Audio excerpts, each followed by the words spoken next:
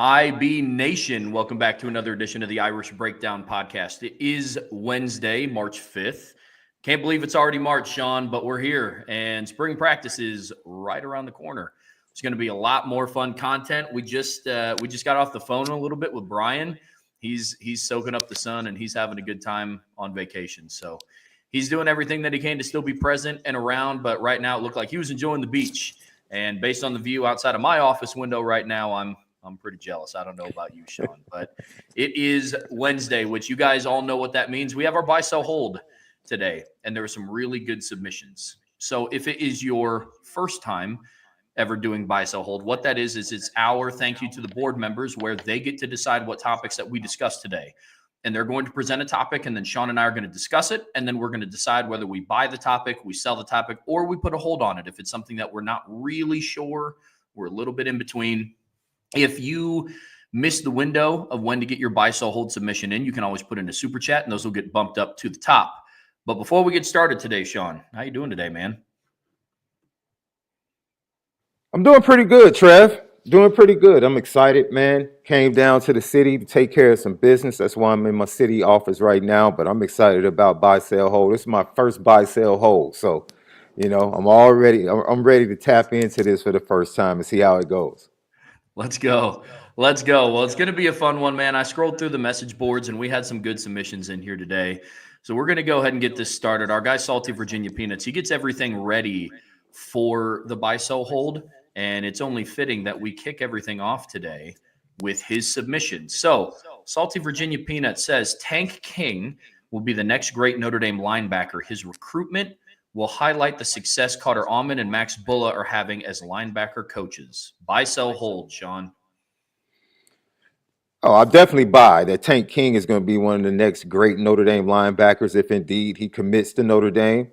Then, on top of that, we can't leave. Sometimes we get so caught up in Carter Allman, director of recruiting, Max Bullock, now the linebacker coach. The head coach did play linebacker, didn't he? The head coach was the one that changed the direction of linebacker recruiting as the defensive coordinator, didn't he? Yeah, that's facts. He was the one that came in and said we need to get longer and more athletic at the linebacker position as the defensive coordinator. So we want to add him to the list. I just don't want to leave him out. I'm buying all of it, but I just want to make an addition to buy into as well with head coach Marcus Freeman. But yeah, I buy that.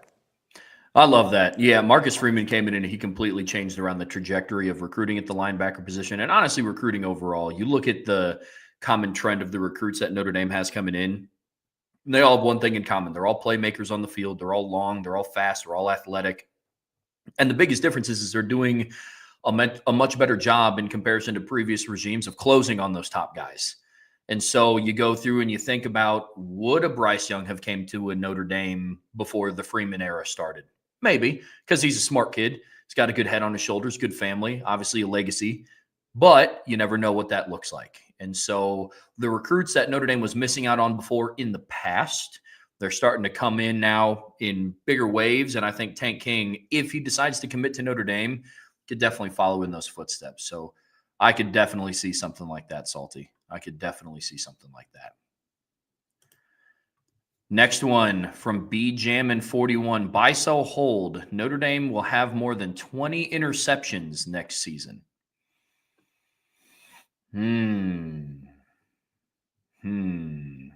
That one's tough. That one's a tough one, I'm not going to lie, because if you go back through and you look at what they did as a team this past year with a really, really good secondary, they finished the season with 19 as a team. Xavier Watts led the charge with 6. Christian Gray and Adon Schuler both had 3. Leonard Moore had 2. And then you actually had a couple of D linemen with a couple. Boubacar Traore had one. He had the pick 6 against Purdue. Junior Tuialamaka had one. I believe it was against Miami of Ohio on a tip ball. Luke Talich had his pick 6 in the Florida State game. Jordan Clark had one. And then Kingston also had one against Purdue. It's definitely doable. I'll say that. Adding only one more from this past season, I will say you are losing a safety in Xavier Watts, who over 2 seasons accounted for 13 of the team's interceptions. And I don't think that his production is going to be replaced by one person in particular. I think they absolutely have the potential to reach 20 interceptions. I think the linebackers are going to be used and more effective in coverage this season than in comparison to previous years. I just don't know how much Chris Ash is going to ask them to be in man coverage as much as what Al Golden asked them to be in man coverage. Talking about the linebackers specifically. Safeties, I don't know. Think there's the potential there. Just for fun, I'm in a good mood today, Sean. It's buy, sell, hold. It's the second Trev and Sean show of the week. I'll buy it. What the heck? If Notre Dame gets 20 interceptions this year, they're going to be off and running. What say you? I'm gonna sell it. And the reason I'm gonna sell it because I feel like interceptions or turnovers for that matter are a result of pass rush being connected with coverage. Right. And so the question of the pass rush, what will it be? Even though you have a Bryce Young and a Logan Thomas, you have Botello and Traore coming back from injury. When do they come back from injury? Will they be ready game one? Are they going to come back in the middle of the season after the first 4 games? So we'll get to see that. And then the interior of the defensive line, what they have to replace, we still don't know. We just have to see. There isn't a lot of pass rush on the interior of the defensive line coming back. So because I can't trust the pass rush to kind of dictate, we know we have coverage on the back, but we see we had coverage, but didn't have the pass rush against Ohio State. We see how that turned out. You have to be able to apply some pressure to lead to turnovers and interceptions. So I'm going to go ahead and not sell, but I'll place a hold on it. I'll place a hold on it to see what the pass rush is going to be like. No, I can appreciate that. That's definitely a good point. I mean, case in point was really you could go back and look at the other games in the season too. Jaden Maeva was having a good game against Notre Dame until they were able to start generating some pressure. Then the second they started getting pressure on him, he threw back-to-back pick sixes. You go through and you look at the Penn State game. For the most part, Penn State's pass protection was pretty good. But on that final play, on Penn State's final offensive drive I guess second to last, technically, before they came onto the field for one final play and did the razzle-dazzle stuff. But on their final real offensive possession of the game, Jalen Sneed was able to generate some pressure. Drew Aller sailed the pass. It was off target. Christian Gray made an interception. So you're absolutely right. Pass rush is absolutely something that dictates interceptions, not just having great pieces in the secondary, which we know that Notre Dame has. So I agree. Buy, sell, hold. Notre Dame will not land a consensus 5-star recruit in the next 3 classes.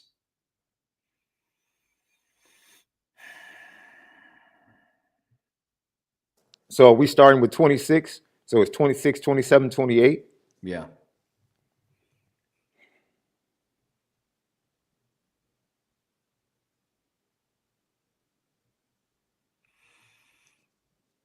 Gosh.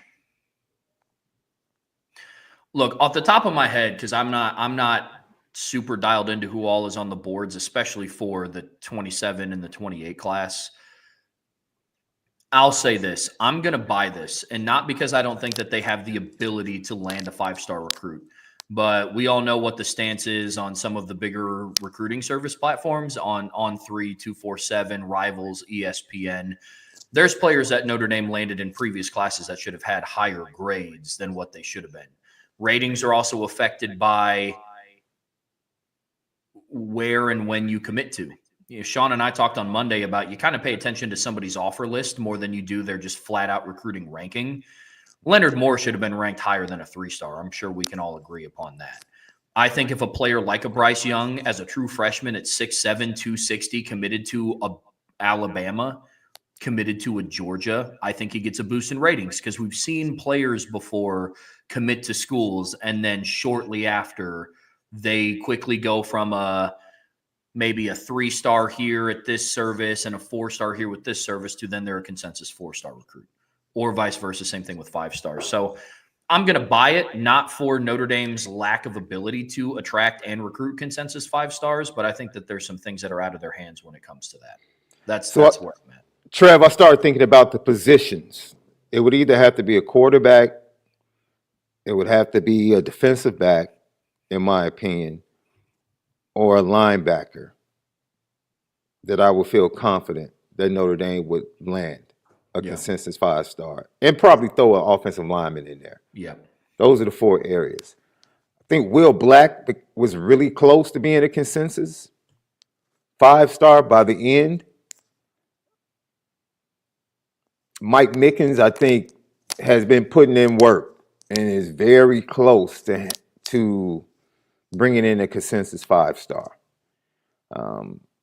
I think the interesting thing that we spoke about on Monday on the RTCF show, all of this business with the congressional hearings and college football administration begging Congress and legislation to come into play to help them because they're losing control of college football, and caps in Georgia, what they're doing and releasing on July the 1st. If this cap situation does come in place, we talked about how it helps Notre Dame in recruiting. So that could aid and assist. So I wouldn't mind a soft buy that Notre Dame in 26, 27, 28. Yeah, I would buy that. I would buy that they would be able to land one. So I would say that would mean I would say sell that they will not land. I will sell on that because I think they will be able to land a consensus 5-star in the next 3 recruiting classes. Man, I sure hope so. Because I think, especially with the way that the program is trajecting, and if they're going to continue to make it back to this national stage, I think that they're going to continue to attract more top recruits like that as well. The on-the-field success has a direct correlation to what kind of recruits you start to attract. I firmly believe that. And plus with the coaching staff being built out the way that it is, I think that could be interesting. Once Mike Martin gets his feet under him and they get an actual recruiting coordinator in there, I think you could see a bump up in production from that room as well. So that's where I'm at. I could see that. I definitely could see that.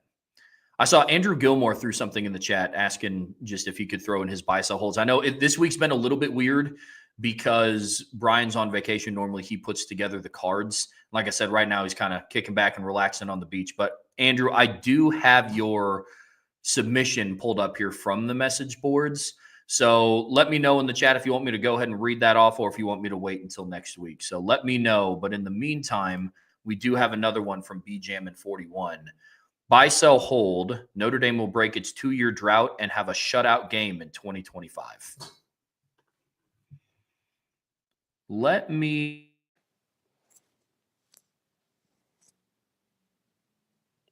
I think you're on mute, Trev. Thank you, sir. Yeah, let me pull up Notre Dame's schedule in 2025 and let me see. There's some potentials. You never know what Purdue's going to look like. They lost a lot in the transfer portal, and it was almost a shutout last season, and it was away. So I'll buy it as a possibility. I'm not going to bank on them completely shutting out a team because, we saw it last year. Notre Dame had a 42-0 lead on Purdue at half.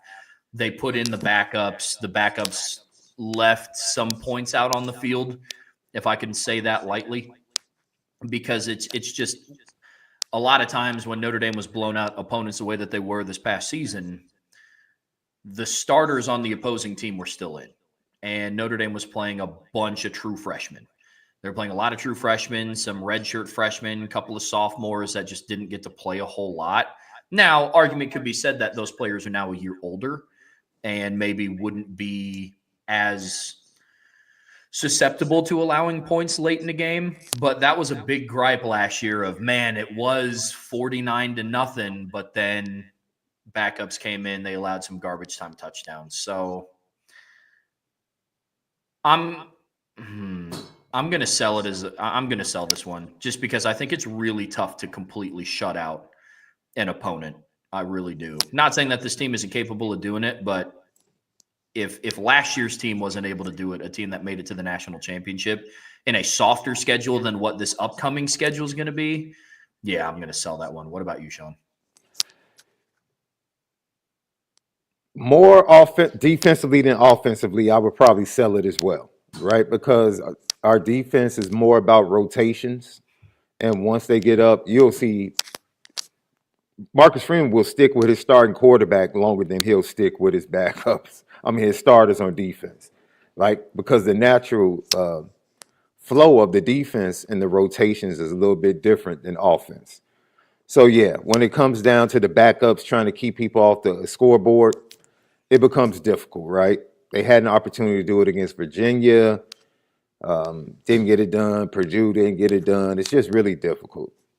So Yeah. I mean, not going to be upset if it happens. That's for sure. yeah, But you start looking at the back half of what Notre Dame's schedule is, and there's a lot of experience on the back half. I know the front part of the schedule is getting a lot of attention because they're at Miami, home against Texas A&M, at Arkansas for the first time in program history, home against Boise State for the first time in program history. They play NC State, haven't played them since 2023. They get them at home. They get USC. But then after that, they play some teams that name brand wise aren't as big as what the front part of the schedule is. But when I went through and I dove into the previews of those teams, they bring back a lot of experience. Boston College is going to be an interesting team to me. They went 7-6 last year, and they were in every game that they lost. Very similar to what USC was. USC last season had a lead in the fourth quarter against every loss that they had, except for Notre Dame. Yeah. Boston College was very similar. Even their most lopsided loss last season, it was a 28-21 game heading into the fourth quarter. And so even their most lopsided loss last season was close at one point in time. I think that now that Thomas Castellanos is no longer under center for Boston College, Bill O'Brien's going to have a quarterback that's more of a fit for him. I think Dylan Lonergan transferred there from Alabama. For Alabama, yep. And so I think that one could be really, really interesting to see what goes on in the Boston College offense. They are losing their sack leader from last year, their most productive edge rusher. He had like 11 and a half sacks and like over 20 tackles for a loss last season. So that's going to be huge on defense. But Navy, they return Blake Horvath, Eli Heidenreich, Alex Tetska. Pittsburgh, they're bringing back their starting quarterback. And people forget that before he was in and out of the lineup with injury, Pitt started out 7-0. Yeah. I don't know if Pat Narduzzi is going to be able to repeat that in 2025, but they do bring back some experience. Syracuse is losing quite a bit, I will say. That's going to be a team that's going to be interesting to see how they replace their top-end production, but they are bringing back a lot of productive pieces. And then Stanford, they're just one of those teams that now at this point from year to year, I don't know how they're going to be. I really don't. They could be a decent 500 team, or they could go 3-9, which would make it the like fourth or fifth year in a row that Stanford's gone 3-9, which is crazy to say, because I remember back in the day when Stanford was always ranked in the top 25 and we're good for a minimum 8 wins a season. And so the back half of the schedule doesn't have as much star power in terms of names of teams. They don't have a Miami or a Texas A&M or an at Arkansas. But with this schedule and some of the experience that they have coming back, barring that those teams stay healthy, it's going to be hard to shut those teams out. But I'll say this, Sean, if Notre Dame shuts out any team on their schedule this season, especially, I mean, really at any point, this is going to be a really, really good team. Yeah, I agree with that. Buy, sell, hold. Notre Dame should have names on the back of their jerseys in the spring game so fans can identify new players and veterans who might change their numbers. I guess. I mean, I'm not in or out on it. I mean, it doesn't help me at all. I still struggle like a month after trying to figure things out. So it takes me almost half the summer to get everything locked in with all of the number changes. And so, yeah, if it helps fans, by all means do it, but I don't mind it staying the same either. So I'll hold on this one. Trev, I'll hold on this one. Yeah, I get that. I think for the last part in this that you put in here, B-Jammin, I'm going to sell this for the fact that a lot of number changes happen once some of the players who weren't early enrollees get their numbers into the summer. Malachi Fields still isn't on campus. So a lot of number changes happen in the summer going into fall. And so I think it would kind of be a disservice to see I'm trying to think of somebody that might change. I mean, there's rumors that Leonard Moore already changed his number. Notre Dame's football TikTok page put out a video and Leonard Moore walked into frame wearing jersey number 2. Now, I don't know if that's because hey, it's been some pretty good Notre Dame defensive backs to wear the number 2. Mm-hmm. Go search your history. So I don't mind that. I actually don't mind that. That's okay. No, I don't either. I don't know. I think the best jersey change from last season, in my opinion, was Jordan Faison going from number 80 to number 6. Because one, I think the jersey number 6 fit him a little bit better. He's a smaller framed kid, and wearing that baggy jersey number 80 was just, it made him look smaller than what I think he actually was. But that was a good number change. But I'm going to sell it because I think there's a lot of players that haven't really changed that might change their numbers from spring to fall.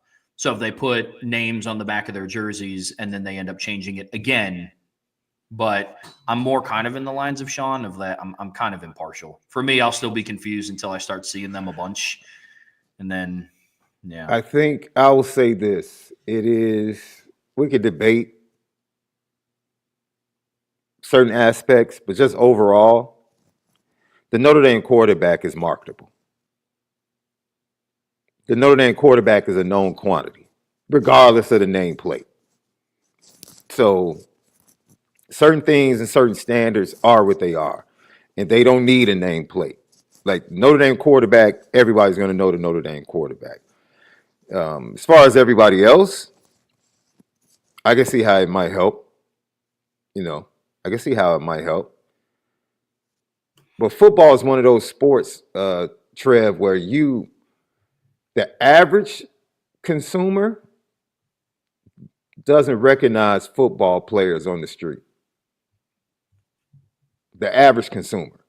Yeah. Football fans will, right? Because they play with the helmet on the vast majority of the time. Yeah. Right? So, of course, the star player, we all know. But if I saw the Notre Dame if I saw offensive linemen, a group of guys that look like offensive linemen, Charles Jagasaw would probably be noticeable to me.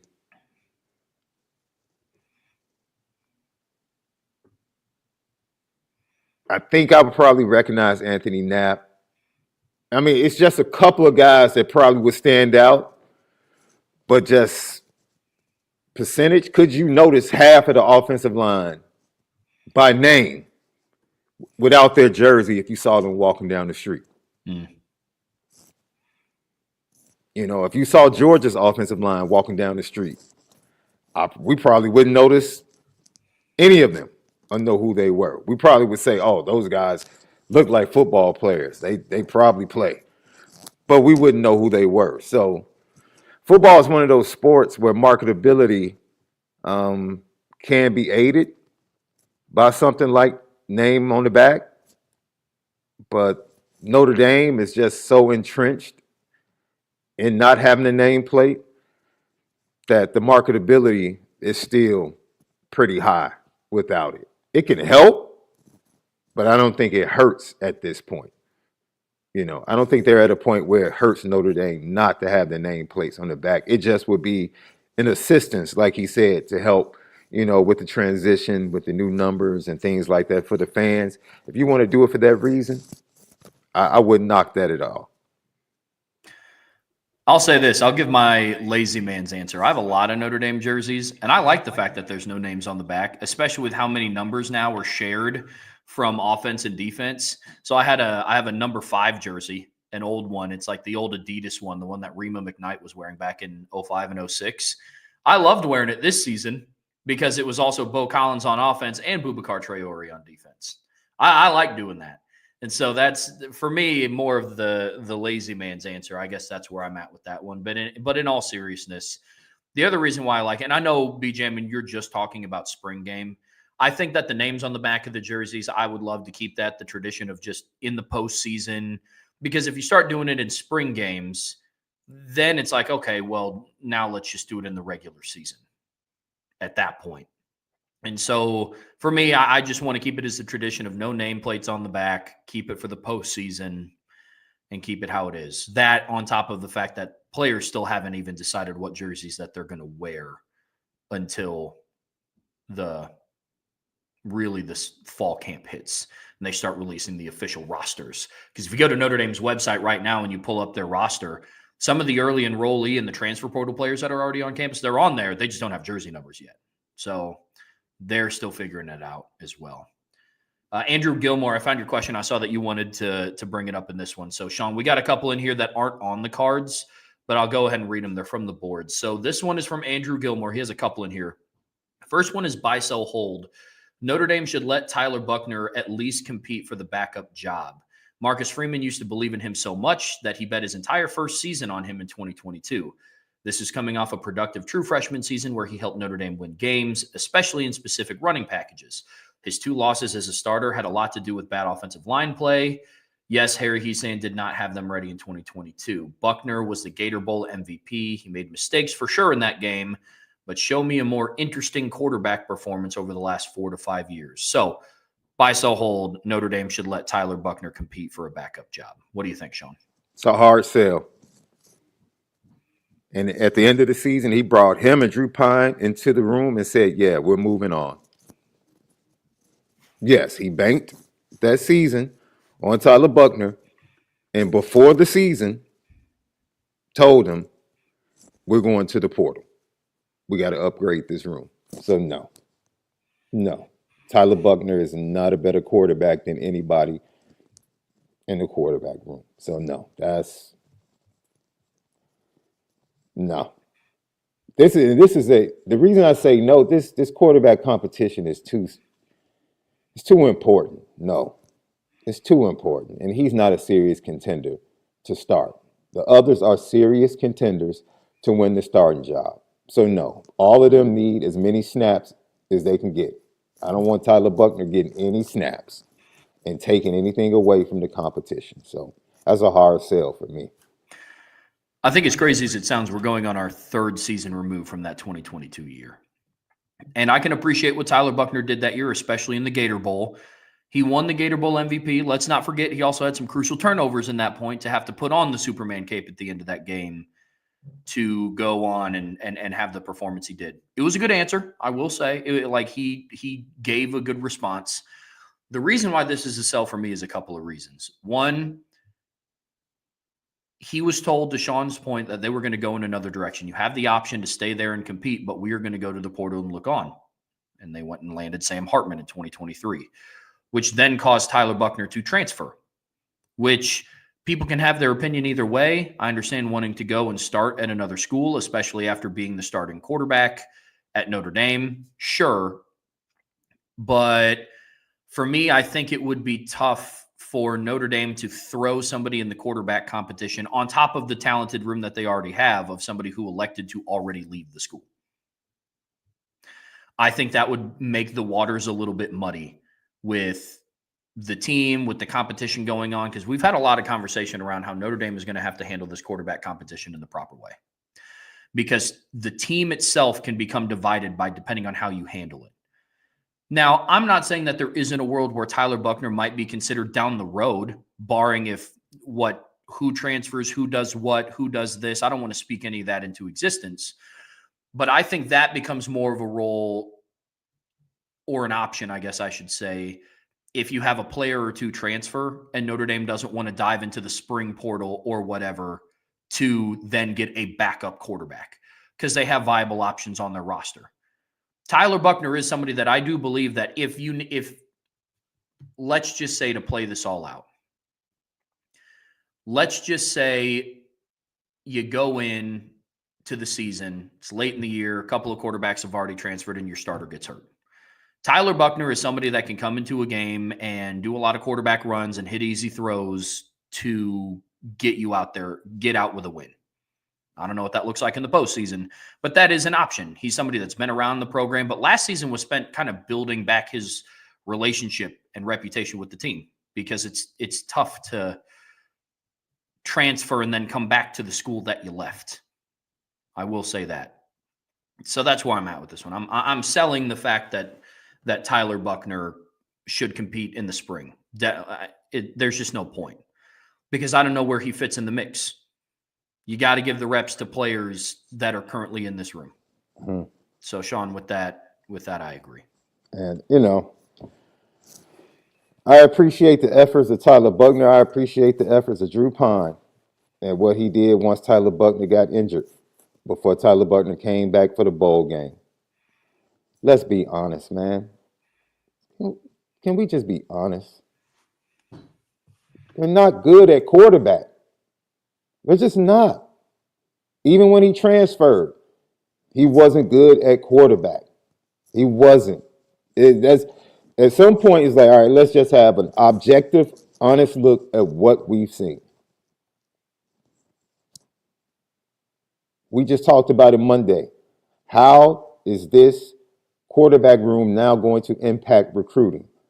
Because I talked to a kid, just a tidbit, I talked to a 27 kid that was just down at the big Miami recruiting event they just had. And he's talking to multiple receivers that Notre Dame is locked into, and they're all coming in to spring visits. Those relationships matter. Cam Williams came to Notre Dame because of C.J. Carr and the relationship. Jack Larson came to Notre Dame because of the relationship with C.J. Carr. Those relationships matter. Tyler Buchner isn't moving the needle. He's not helping you in recruiting. Nobody's looking at Tyler Buchner as a wide receiver. He's not. It's just, it is what it is. Thank you for what you've done for Notre Dame. Thank you for what you continue to do, because you're a valuable piece, especially when it comes to special teams, especially when it comes to being a placeholder. Just there's so many things that you add to the program, leadership that you add to the program. Like, people can watch you. You used to be the starting quarterback at Notre Dame. You were the guy, and you still come in and work hard, being at the bottom right now. That means something for other people that come into the program. He has extreme value, but he's not a starting quarterback, and he's not a backup quarterback right now. He's not better than Steve Angeli right now. He's not. He's not better than C.J. Carr right now. You can say, I don't care what the stories are about any of the quarterbacks coming out. I've heard negative things about every quarterback in the competition. Every single quarterback. Doesn't make me a world of difference, because I've seen every one of them throw. And there's not one ball that Tyler Buchner throws better than C.J. Carr, Kenny Minchie, or Steve Angeli right now. Not one. Not one. He's had his opportunity at the position at multiple places. That ship has sailed. That ship has sailed. And that's just being objective about what has been shown. That's not opinion-based. That's what has been shown. And, you know, I love the kid. I think it takes extreme, humility. I don't think the word humble can even really portray who Tyler Buchner is as a young man. If you talk to his high school coach, Shane Walton, former defensive back in Notre Dame, he speaks to, regretting advising Tyler Buchner to go, and being part of that decision. Because his heart was always at Notre Dame. But there goes Trev. That goes back to, there was no true quarterback competition. That once they got Sam Hartman, that wasn't a true quarterback competition. That's just my opinion. That wasn't a true quarterback competition. It wasn't. No. It wasn't. No, you don't go out to the portal and get a guy like Sam Hartman to be like, you might be the backup. So to Andrew's point, that right there is something that you could say that might have been unfair to Tyler Buchner and his development as a quarterback. The way things went once they went to the portal. But outside of that right now, nah. I'm good. I love the kid, but I'm good. He's also playing lacrosse right now. That's another thing. Where would he fit in? What volumes would that speak about the state of Notre Dame's quarterback room if they're like, hey, I know you're not practicing with the football team full time, but we're going to give you a shot to be QB2. I mean, that's a tall ask. So again, it begs the question of where does that fit in? I love everything that Riley Leonard did for this football team last year. But going and getting a guy like Tyler Buckner just adds a shorter version of what Riley Leonard was. We've talked all offseason about the jumps that Notre Dame's passing game was going to make. And I know people in the chat are talking about, what has Kenny Minchey proved? It's like, look, first of all, he was a redshirt freshman last year. He was a sophomore academically. And we're banking this argument that Tyler Buckner should be a backup quarterback after a season in 2022 where his passing stat, he digressed. In 2022, he had a 55% completion percentage through 3 touchdowns and through 5 picks with multiple pick sixes. That's just it. Yes, I understand that Mike Denbrock has won with athletic quarterbacks, but I don't see how he fits into the rotation. Yes, Riley Leonard was the most successful and winning quarterback at Notre Dame since 1993. Notre Dame wouldn't have made it as far without Riley Leonard. Did they win the national championship with Riley Leonard? No. No, they didn't. Based on Riley Leonard's play against Northern Illinois, do we think that at this stage some of the other quarterbacks would have lost that game as well? I don't think so. Notre Dame also had a great defense. They had a great run game. Look, this is not a knock on Riley, and it's not singing his praises either, but Notre Dame's offense is trending to make a jump in the right direction. And I don't think the answer to that is giving a kid who left the team, came back as a wide receiver, as a walk-on that is currently playing lacrosse, is the answer to let him compete at the number 2 quarterback position. I understand where you're coming from here, Andrew, and I get that he's athletic and that he is, honestly, the only player on the roster right now with starting experience from 3 years ago. But that's just, that one would be a hard sell for me. It would be. It's like, Trevor, this is what's so funny about it.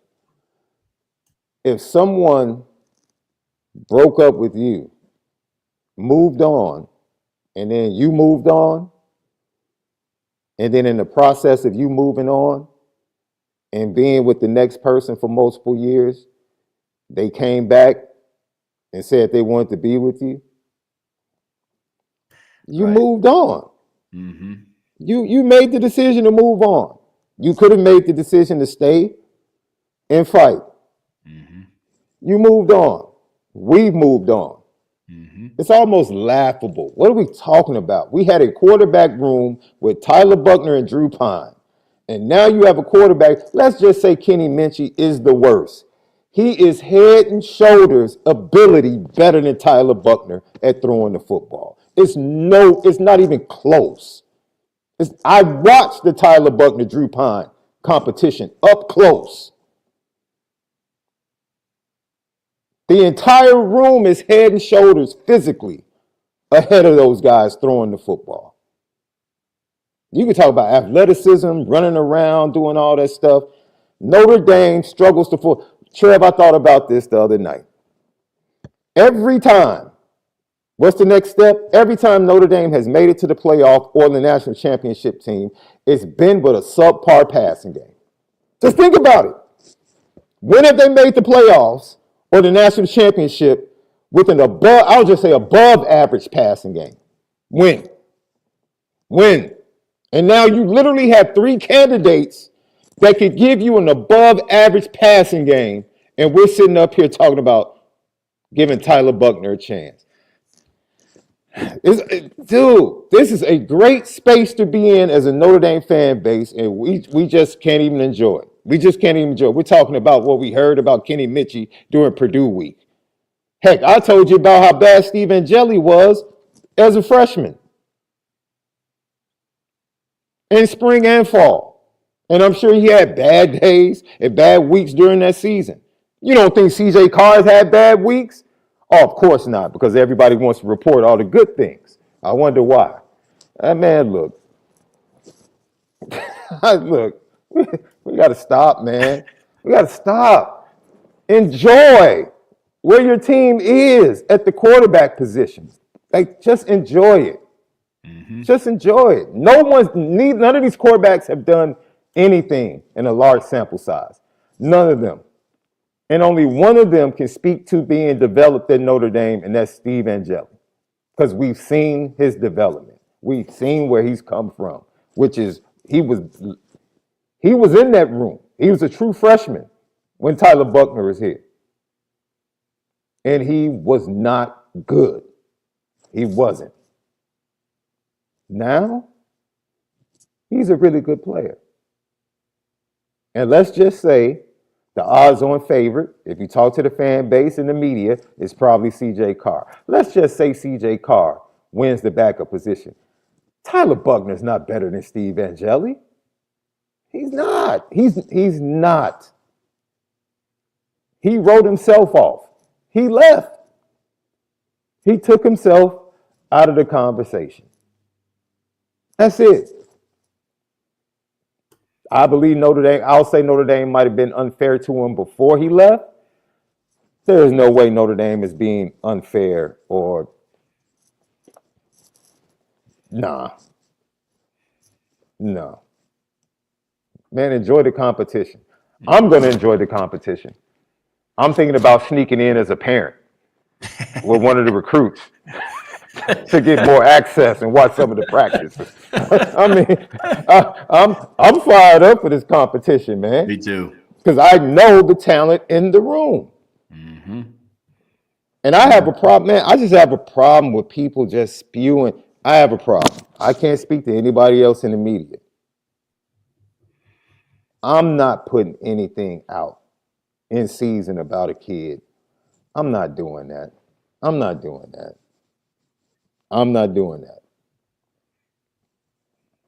You know, I've had private conversations with Brian about things that we would never say about certain players during the season, during practices. We're not doing that. I can't speak to how other people feel. If they want to release that type of stuff, fine. I know Brian wouldn't do that. I wouldn't do that. I'm with that. I'm with that completely. I'm happy with Notre Dame's quarterback competition the way that it is. Final answer. That's where I'm at. Buy, sell, hold from Aiden Benami. Our safety room overall for 2025 will be better than last year.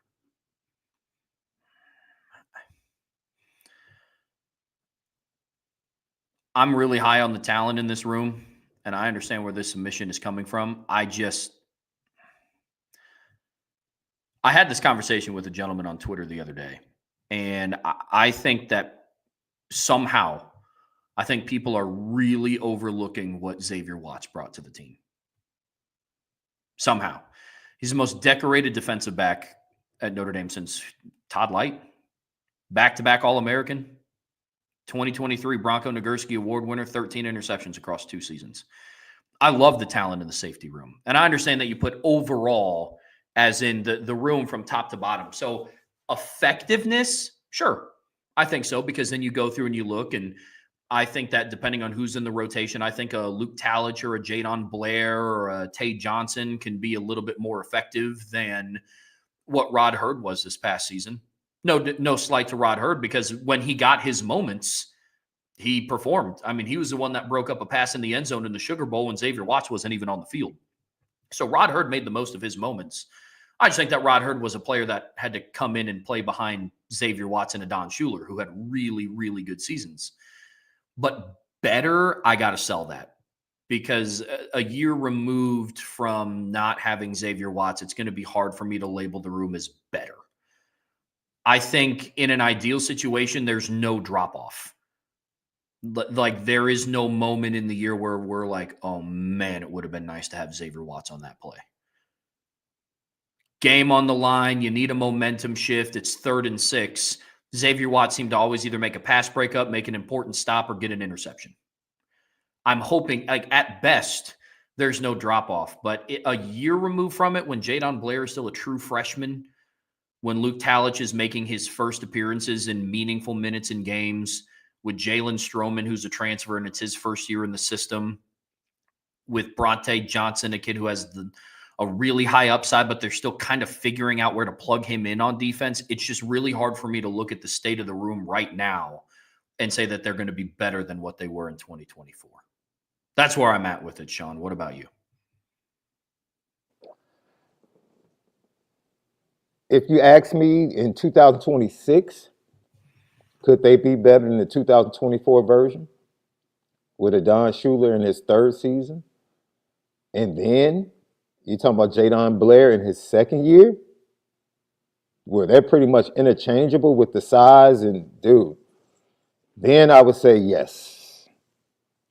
They have a really good shot of being better than last year. 220. I do like certain things about Strowman's game, along with a Don Shula. But I think they're going to be even better in the slot. I think they're going to be a better tackling secondary this year. And they were pretty good this past year. But I think a Don Shula is going to get better because early on in the season, he was a little bit out of control, took some tough angles. He got better towards the end of the year, so he'll be better. I like Strowman as a tackler. X was a sure tackler, but he wasn't an impactful tackler. He wasn't a tackler that was going to cause fumbles, things of that nature. Those are some of the things that I think Strowman might bring to the table. Not saying that he's better than Xavier Watts, because no. No. I think Devontae Smith, healthy, is probably a little bit more talented and athletic than a Jordan Clark in the nickel. And Jordan Clark was absolutely amazing. So that safety room is probably going to be, you know what? The safety room will be better. I'll tell you why. They'll be deeper. Yes, they'll be deeper and more talented. If we're looking at it from that aspect. Now, if I'm just thinking about the starters, I would probably sell. But I'll buy that. You talk about Luke Talich, Kennedy Erlach. We all saw these guys flash. And they're going to be 1 year better. Don Shuler's going to be better. You get Strowman. He's a veteran. And then you start talking about adding Jadon Blair.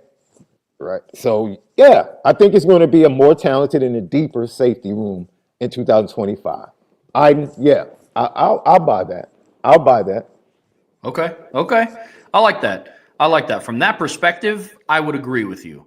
On the field performance, I'm better off holding it because I don't know if somebody's going to replicate having 6 interceptions like Xavier Watts did. Because then I look at the rotation. Can that room account for 9 interceptions? 10, like it did this past season. Luke Talich had 1. Xavier Watts had 6. Don Shuler had 3. Can it? Maybe. So we'll see. Bisa hold again from Idan Benami. Notre Dame has the best running back room in America. Penn State is a close second, but Juwan Sider coming helps Notre Dame as well. Yeah. People might not like this, right? From a depth standpoint, the top 3 at Notre Dame, hard to argue with. Ladies and gents, the top 2 at Penn State have done it for 2 straight seasons. I have no problem with anybody putting Penn State at 1. Absolutely none. No problem. Corey Smith, you have those 2 top dudes, your third guy isn't going to get those type of snaps, which to me makes Aeneas Williams even more incredible because he came in and established himself as the third down back, as the best pass blocking back in passing situations, and then his versatility. So this could go back and forth. If we're just going to talk production, there's no way you can take Notre Dame over Penn State. If you're just going purely off production and what the Penn State duo has done for 2 consecutive years, that's just being objective. But we're talking about overall depth and just versatility and having a Jay Love, who probably is the best of all of the backs in the conversation. There is no wrong answer. So if that's the way you feel, I buy it. That's your statement. I buy it. If someone else said hold, I wouldn't have a problem with that as well. This conversation for me is very 1A, 1B type conversation, and I will hear out arguments for either side. I think the best running back, like it's tough because if you go and you ask me who do I think has the best running back of the two, I think it's Notre Dame. Jeremiah Love, I think, is better than both Nicholas Singleton and Katron Allen. However, I think that Nicholas Singleton and Katron Allen are better than J.D. Price. But I think that Notre Dame has the deeper running back room. So it's tough right now, if I'm going to be honest, because it's so close. You go back and you look and see what Nicholas Singleton and Katron Allen have done in their careers at Penn State, and it's crazy, man. Like Nicholas Singleton in 22 was an 1,000-yard back and had 12 rushing touchdowns and 1 receiving touchdown. In 23, he had 752 rushing yards, 8 touchdowns, but with 308 rushing yards or 308 receiving yards and 2 receiving touchdowns. This last season, he had 1,099 rushing yards, 12 rushing touchdowns, 375 receiving yards, and 5 receiving touchdowns. Then Katron Allen, he had 867 yards and 10 touchdowns in 22. He had 902 rushing yards and 6 rushing touchdowns in 23. And he had 1,100 rushing yards and 8 rushing touchdowns in 24. And he also had 2 receiving touchdowns and $153 through the air this past season as well. Them doing it for 3 years as a really solid duo is so impressive. Yeah. So that's where I'm at with it. I'm going to be honest, because it could go either way. And I would hear our arguments for both sides, and I think that it's fair. I think Notre Dame has the best running back of the entire group. And that's not a slight to Penn State. I would put Jeremiah Love up against the other 133 other teams in FBS for the best running back in college football in 2025. So, yeah, that's where I'm at with that one. So I'm with you. So I'll buy it if we're talking about who has the best running back and who has the deepest room. By those standards, it is Notre Dame, and that's what I think. On the field production, we're going to have to see. But that's kind of where I'm at. I think Notre Dame has the better overall running back. I think both Katron Allen and Nicholas Singleton are better than J.D. Price.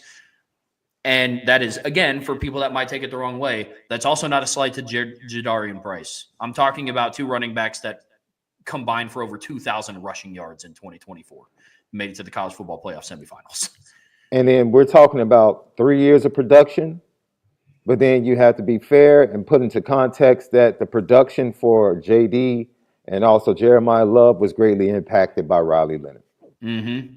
Very true. So that's very true. I get both sides of it. Yeah, it's a very equal-sided argument. I'm with you. Buy, sell, hold. Luka Doncic and LeBron James will make the NBA Finals. I'll sell. Could they? Yeah. Yeah. When you put the word will in there, that kind of changes it for me. No, because that's kind of like guaranteeing. Like, no, I'm not going to guarantee that. I'll sell that. Yeah, it's tough for me because I don't really follow the NBA that closely. I don't know what the other really good teams are in the West, if I'm being honest. I think they could. I mean, that trade is still crazy to me, but it is what it is. I know that time is gone and past. I mean, I definitely think that they could. I'm going to sell. Buy, sell, hold. Brian comes back burnt. Sell. Hard sell, yeah. He seems like somebody that game plans really well around the sun. I'll be honest. Yeah, I'll be honest. I don't think that he's somebody that he definitely runs. He definitely runs for the shade. Yeah. I don't see him coming back burnt. I've been working for him now since last August, and he seems way too organized and too planned out of a person to get sunburned. Like I think he's prepping for the sun before the sun comes up. I think that's how Brian attacks not getting sunburned. So yeah, I don't think so. It's a sell for me. All righty. Buy, sell, hold from Domer Grizz. Malachi Fields will gain more notoriety, but one of the D linemen will prove to be the most important portal pickup.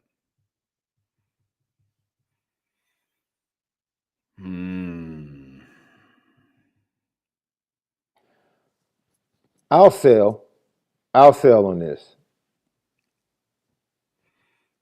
Okay. I'll sell on this. Okay.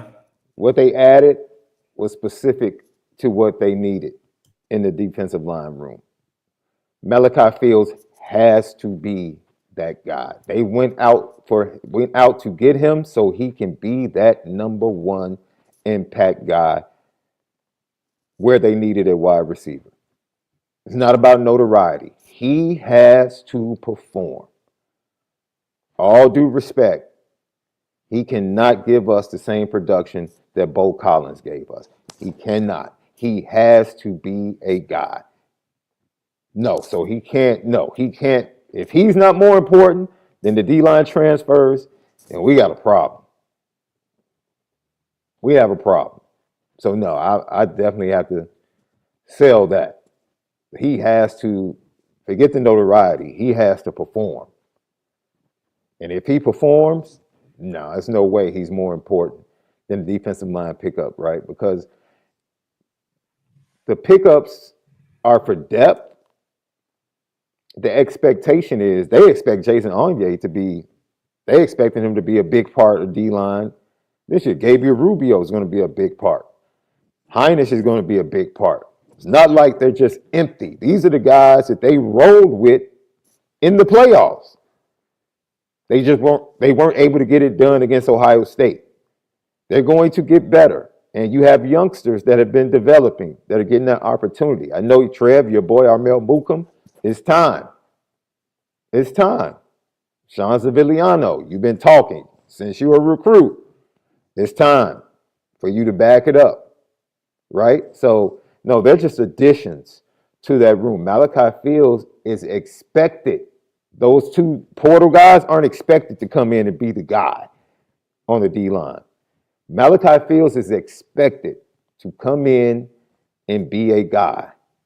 So that's why I'll sell on this, Trev. I'm with you. Malachi Fields was one of the only, if not the only portal pickup who's came in this class that is expected to be the breakout guy that he is. A lot of the other players are more of in the rotation guys, but you didn't bring Malachi Fields in to play and catch 30 passes. You expected him to come in and catch 60 to 70 passes in the season. That's the difference. You go and look at every other portal pickup, and you go and you look at Jared Dawson, who I just wrote an article about today. I think that he's going to be a very effective part of the defense. I think he could have a similar impact to what Javonte Jean-Baptiste did in 2023. The big name portal pickup in 23 was Sam Hartman. And it's like, oh, but they also got this end from Ohio State. Didn't play a whole lot, but his name's Javonte Jean-Baptiste. He could be a good addition to the defense. What did he do? He became Notre Dame's best defensive lineman, most consistent defensive lineman in 2023. Ended up leading the team in sacks and pressures. This past year, the same thing happened. It was, they just got Riley Leonard in the portal. Notre Dame has their QB1. They got a proven veteran guy. Highlight name, to Domer Grizz's point, more notoriety. One of the more consistent portal pickups that they got that entire season was Jordan Clark. They went and picked him up, and he played really well. I could see the D lineman, more so Jared Dawson than Elijah Hughes, being that guy where at the end of the season, we're kind of looking back and we're like, Jared Dawson kind of had a pretty good year for Notre Dame. Now, I think some of that will also get overshadowed by other people in the defensive line room, to Sean's point, but not just the interior defensive tackles. I mean, we're talking about Bryce Young going into his sophomore season, talking about Logan Thomas another year developed. We're talking about Junior Tuialamaka coming back, where he was second on the team in total pressures. We're talking about Boubacar Traore and Jordan Botelho coming back off of injury. We're talking about Josh Burnham another year experienced. So I think that the defensive line as a group will be solid. And I think Jared Dawson or Elijah Hughes will be a part of that. The difference is, for me, is on offense.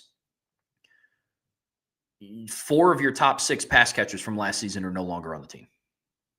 Jaden Harrison's gone. Chris Mitchell's gone. Bo Collins is gone. Mitchell Evans is gone. they're having to replace those with guys. That's why Malachi Fields comes in as a guy that's like, hey, you got to be that guy. Jared Dawson was not brought in to say, hey, we need you to be Riley Mills. It's, hey, we're adding you to the rotation. Malachi Fields was brought in to be like, hey, we need you to be Miles Boykin from 2018. We need you to be Chase Claypool from 2019. We need you to be that guy. Now, I love the fact that Notre Dame still has Jaden Greathouse coming back. I think that they're going to be one of the better 1-2 punches in the country after the season is said and done at the end of the year. But you go through and you look at the wide receiver room, which is another reason why I like the Will Pauling pickup. In the spring, Notre Dame has Jaden Greathouse. Jordan Faison's with the lacrosse team right now. Will Pauling is in. And then you have a bunch of guys that did not play a whole lot of football in 2024. The next most experienced guy that's going to be there day in and day out is probably KK Smith, who his number one task this offseason is staying healthy so he can contribute a lot in the season. Then outside of that, you have Micah Gilbert, who played 42 snaps in 2024. Cam Williams, who played 1. Logan Saldate, who I don't know saw the field. And then all 3 of your wide receivers, incoming freshmen, are all early enrollees. And Scrap Richardson, Elijah Burris, and Bettis. That's your receiving core right now in the spring with, let's see who else. Leo Scheidler is still there. Alex Whitman is still there. Matt Jeffrey is still there. And Tyler Buckner is still there, listed on the roster. But again, he's playing lacrosse. And so Malachi Fields is brought, and Malachi Fields isn't even here in the spring. So again, he's coming into the rotation in the summertime, expected to step up and be that guy. So I'm going to sell this because I think Malachi Fields will gain more notoriety and he will be the most important pickup because that is the one thing that Notre Dame was lacking on top of downfield passing game from the quarterback position, like we talked about earlier, Sean, when they get into those big moments. Where it wasn't lacking was the second half of the Penn State game and the second half of the Ohio State game. They need somebody to pick up the slack in the first half of those games, and I think that's where Malachi Fields comes into play. So I think he's gonna carry a lot of weight this season. Buy, sell, hold from NH. The SEC, the Big Ten, and the ACC for next season, overall win-loss in head-to-head matchups.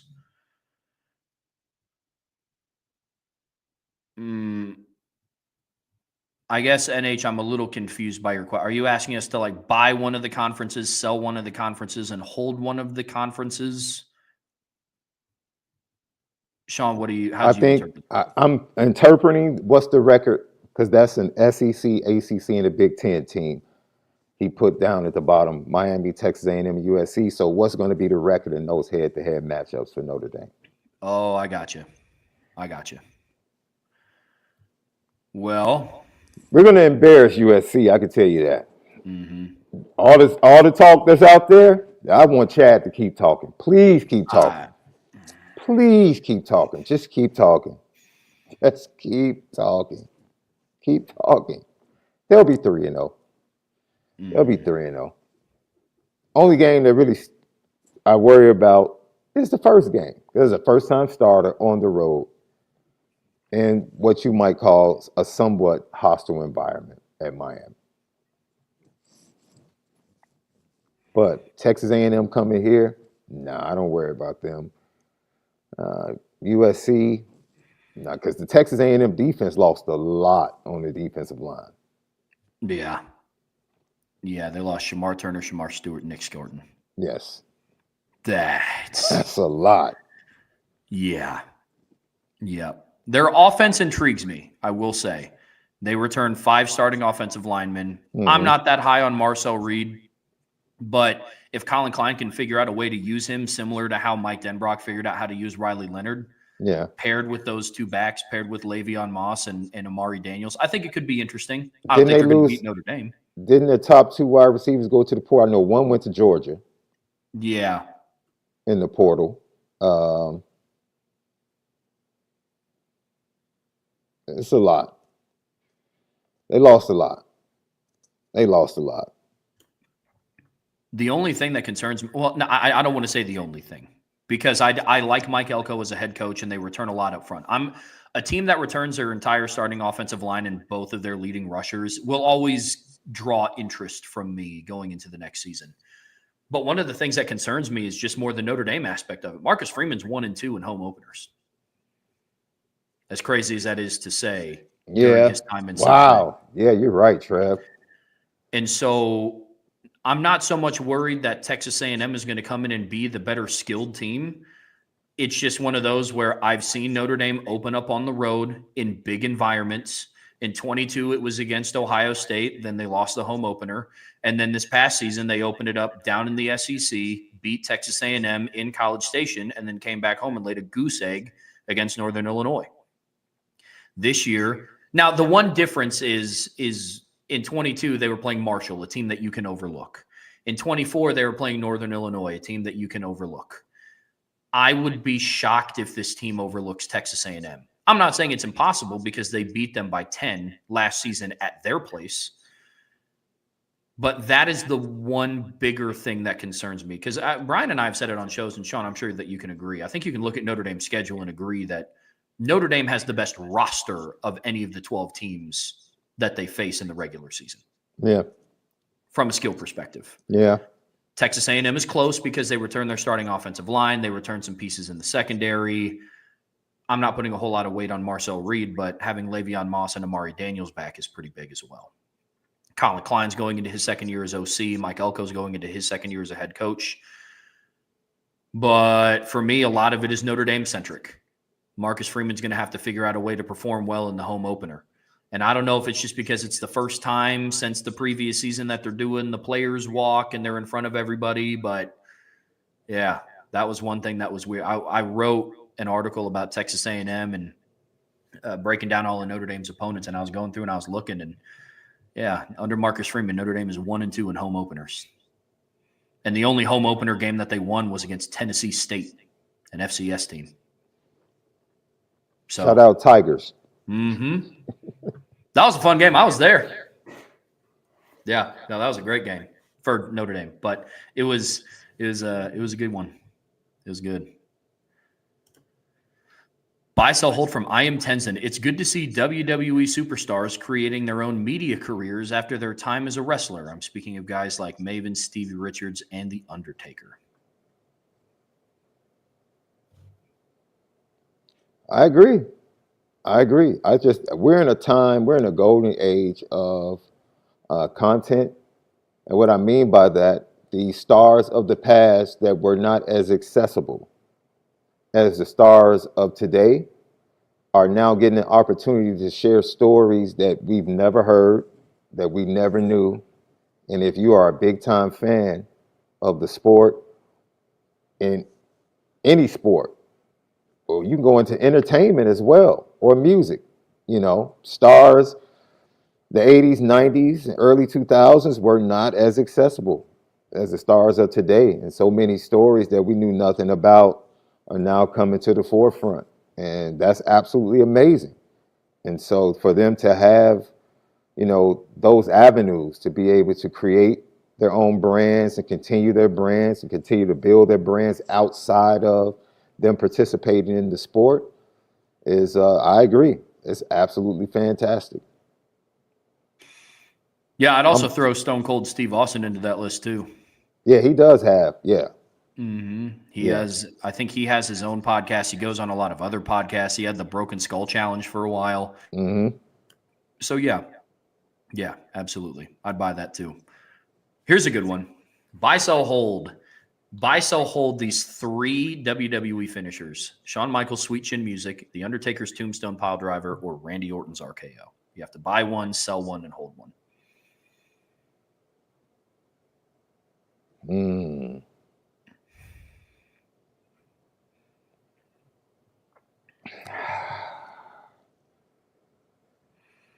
That's tough. I'm such a huge Shawn Michaels fan, man. I love Shawn Michaels. I think the Tombstone was more powerful. Hey, I can't go against my boy, the Heartbreak Kid. I just can't do it. I can't do it. I can't. So I'm buying Sweet Chin Music. Okay. And I'm holding on Tombstone, and I'm selling RKO. Oh, this is tough. I might disappoint some people with some of these, but I'm gonna buy Sweet Chin Music. I'm gonna hold Randy Orton's RKO, and I'm gonna sell the Tombstone Pile Driver. My favorite Undertaker finisher is the Last Ride, if I'm being honest, or just his patented choke slam. That one's great. Hell's Gate was awesome too. Yeah. I mean, the Undertaker had like 4 different finishers, and so Fact. that's kind of where it's at with me. But Randy Orton's RKO, there's a lot that you can do with it. He runs some cool counters out of it. My favorite one of all time is the Stone Cold Steve Austin Stunner. Stone Cold Stunner's nasty. That's your favorite finish? He's also, I'm biased, he's my favorite wrestler. Okay. I can rock with that. He is top 3. I would think about it. He's definitely top 5 for me. He might creep into my top 3 favorite all time. I'm a little older than you, Trev, so I run deep. Yeah, I go back to like the Von Erichs. So yeah, I'm with that's that. good. I'm not mad at. Yeah, I'm not mad. Matter of fact, I don't even know if I would have. RKO wouldn't even make my all-time top 3 finishes, but There's just been so many good ones. There's been so many where I think the rock bottom is iconic. I think I'm not gonna lie, and again, this is probably an unpopular opinion to most. I think the people's elbow is fine. I think the rock bottom is a much better finisher, personally. The Stone Cold Steve Austin Stunner's fun. I love the high flying era with like Jeff Hardy, Swanton Bomb, Whisper in the Wind, all that stuff is fun. Yeah. See, man, the Nikita Koloff backbreaker. That dude, the Iron Sheik, he had a great finish. You know, the leg drop from Hulk Hogan, it just went with the brand. I wouldn't even put that as one of the best finishes. It just went with the brand. It's just iconic. The Von Erichs, the Iron Claw is iconic. Dusty Rhodes just for the theatrics, like, you know, what he would do. All of that. He was just a showman. You know what I'm saying? Yeah. Of course, you can't. I don't know who originated. I'm trying to think. Ric Flair used to do the sleeper hole. I'm trying to think back who originated the sleeper. Rick Martel used to do it a lot. The sleeper is probably one of the dopest finishes too. I remember as a kid, like, yo, he just put this dude to sleep? That's wow. Yeah. WCW had some great finishes too. Sting had some great finishes. Yeah. Lex Luger had the Rack. He had a great finish. Sid Vicious had a great finish too. I'm trying to remember what it was though. I mean, Macho Man off the top rope. The Rock and Roll Express, their finish, where they would put the guy up on their shoulder and then clothesline him. Like, dude, they were super creative with they had multiple finishes as well. So, yeah, that's a great conversation. That's like a full podcast. Right. That's going back to the first submission. That's why they have full podcasts about it. Yeah. It's crazy going back and hearing all the stories. I loved Goldberg. He wasn't like the best on like long match wrestler. Right. But his moves were electric. The jackhammer was awesome. There's a lot of people that coined the spear as their finisher. I think Goldberg had one of the better ones. That's kind of where I'm at with it. But yeah, man, that's it. You're right. That's a whole podcast in itself. Yeah. Buy, sell, hold from AST 12321. Losing the quarterback run threat makes Notre Dame much less aggressive in fourth down play. Nah, I sell that. They were super aggressive with Sam Hartman at quarterback. So I think that's just a Marcus Freeman thing. I don't think that was a Riley Leonard thing. I agree. I'm actually going to go and look and see and compare from season to season what they did on fourth down. Because I let's see. Last year, Notre Dame attempted 30 fourth down conversions. Good Lord. Across 16 games. In 2023, they attempted, trying to find where they're at. They attempted 17 in 2023, but also keep in mind they played 3 less games. Right. So they were more aggressive this upcoming season or this past season, but I think what you're going to see is more willingness to throw on short down and distance. I think Kedron Young is going to step up into a role with short yardage, especially with the long season. Jeremiah Love is more than capable to pick up short yards. I just don't know how much they're going to want him taking a beating based on what happened at the tail end of this last season. Yeah. I think Kedron Young can step up into that role. And the quarterbacks they have right now are mobile. Like, they can move. They're not stiffs in the pocket by any means. Steve Angeli had a couple of runs in the Sun Bowl that weren't not necessarily designed runs. Like, I don't really think, short of it being Kenny Minchie, because they did that with him against Purdue, I don't really think that they're going to be running a whole lot of QB power, QB counter, barring it being Kenny Minchie in the backfield on short down and distance. But the aggressiveness, I think, is just their identity. I don't think it had anything to do with who their quarterback was in the backfield. So that, well, I don't want to say it had nothing to do with. That was a factor, because that, I mean, on 3rd and short, 4th and short, a Riley Leonard QB draw was going to work more times than not. That and around the goal line. But I don't think it goes away. So I'm going to sell this because the wording is much less aggressive. I don't think they're going to be less aggressive. I think the numbers might go down a little bit, because I also don't know how many 3rd and shorts they're not going to convert this season, if I'm being honest. Their 3rd down percentage was bad this past year. I think that number goes up, which is also going to lead into them just naturally having less 4th down conversion. Sean, you brought up a good point about how in 2023 they were that aggressive with Sam Hartman. They had 13 less attempts, but in 2023 they had a much higher 3rd down conversion percentage than what they did in 2024. So the numbers correlate. So that's where I'm at. Buy, sell, hold. Jaden Greathouse will be the security blanket for the quarterbacks this year.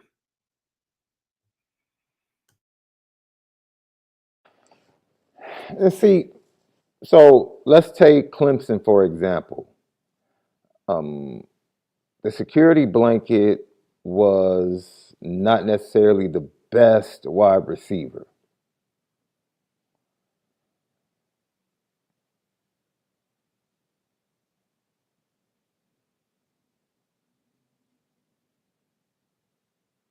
I mean, if you're going to talk about Clemson, I immediately think of like the 2015, 2016 teams, where that was a receiving core where you had Mike Williams and Deion Kane, but their safety blanket was Artavis Scott.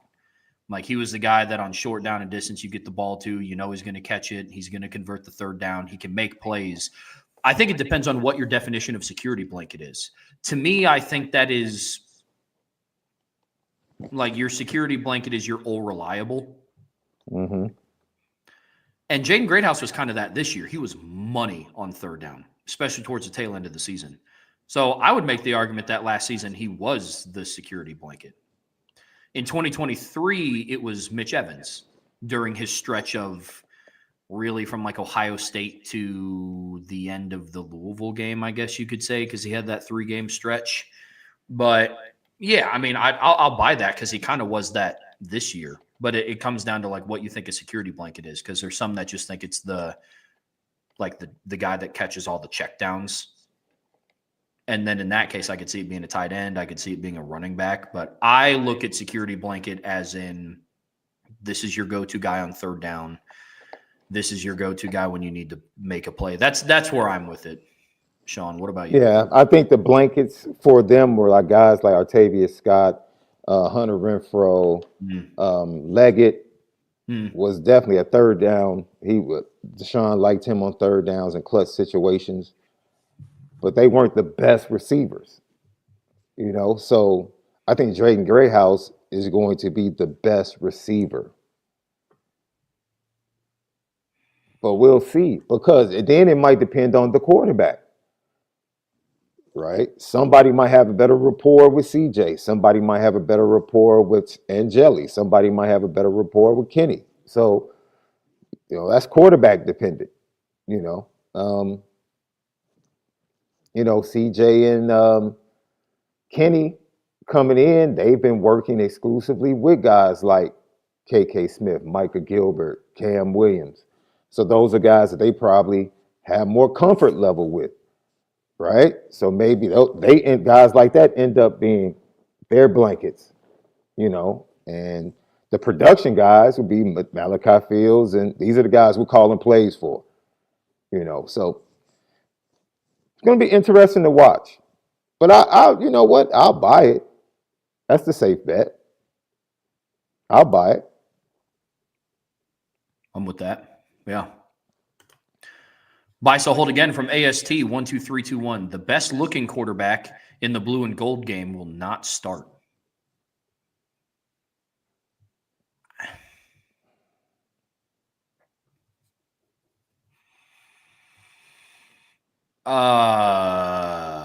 Let's see, Trev. Yeah, see, it's unfair because the fans don't really get to see the scrimmage before the blue and gold game is really more important than the blue and gold game. Hopefully you get to see it this year, Trev. So I'll buy that. I'll buy that. Best looking quarterback a couple of years ago was Steve Angeli in the blue and gold game. Yeah. He was the third string quarterback. So yeah. That man, whoo, that 22 blue and gold game was rough. Oh, that was rough. I was in the stands. Oh, that was rough. That was rough, my friends. Boy. I'm going to sell it, and here's why. I think that this is the first year that the first year in a long time that the quarterback competition is truly open. Because I go through and I look at past years, because Sean, you brought up a good point. The best Sam Hartman actually looked pretty decent in the blue gold game in 23. But, you go and you think about last year, where the best player or the best performance in the blue gold game to me was CJ Carr. And he was arguably the fourth string quarterback on that roster. Mind you kind of have to look at it with a little bit of context because Riley Leonard was there, but he couldn't play because he was rehabbing his ankle that he had surgery on again. So I think going into this season, it truly is open. And I think that there is going to be a little bit more weight to the blue gold game on top of the scrimmage beforehand. But I think that, this is a tough one to answer because I just, it's hard because I have no idea. It depends on who's with who. It depends on how they handle this competition. I'm going to sell it, though, because I think that they're all evaluating tools are on the table, and I think the blue gold game is one of them. And so I think if the best if you are the best looking quarterback in the blue gold game, that's going to hold a lot of weight. I don't think it's the only weight that's going to be accounted for, but I think it will be one of them. And I think whoever starts and whoever starts at the end of or at the start of the regular season, I think we're going to look back and say that they performed the best in the blue gold game. That's my opinion, but who knows? Buy, sell, hold from AST 12321. Gerby Lambert wins a starting job.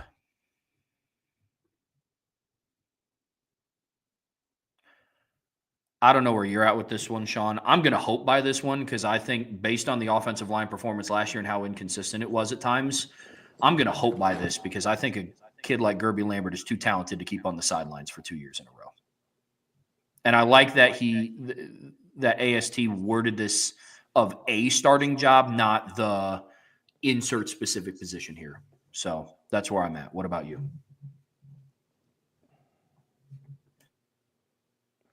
I don't want to sound cynical, but I'm going to sell not because of Gerby Lambert, not because he's not good enough. I just don't trust the opportunity is going to be there. And the reason I say that is I just don't. Emil Wagner didn't do anything to not at least start the spring as the starting right tackle. There's nothing we saw from Emil Wagner last year that just makes you say, like, okay, it's just an open competition to start the spring. Can Gerby outplay him? He'll have the opportunity. I just have a feeling, man. I just have a feeling they're going to put Anthony Knapp back at tackle, left tackle, man. I just do. I do too. I do. I just do. And if that's the case, then Gerby Lambert doesn't get any opportunity to go inside. You know, because now you're going to have Billy Schroep and Jack Gasol more than likely. Ashton Craig's going to start at center. So that's why. You know, if Jack Gasol, who should be the left tackle, starts at left tackle, then that leaves opportunity on the inside for Gerby Lambert to be able to get on the field. A greater opportunity, shall I say. Sure.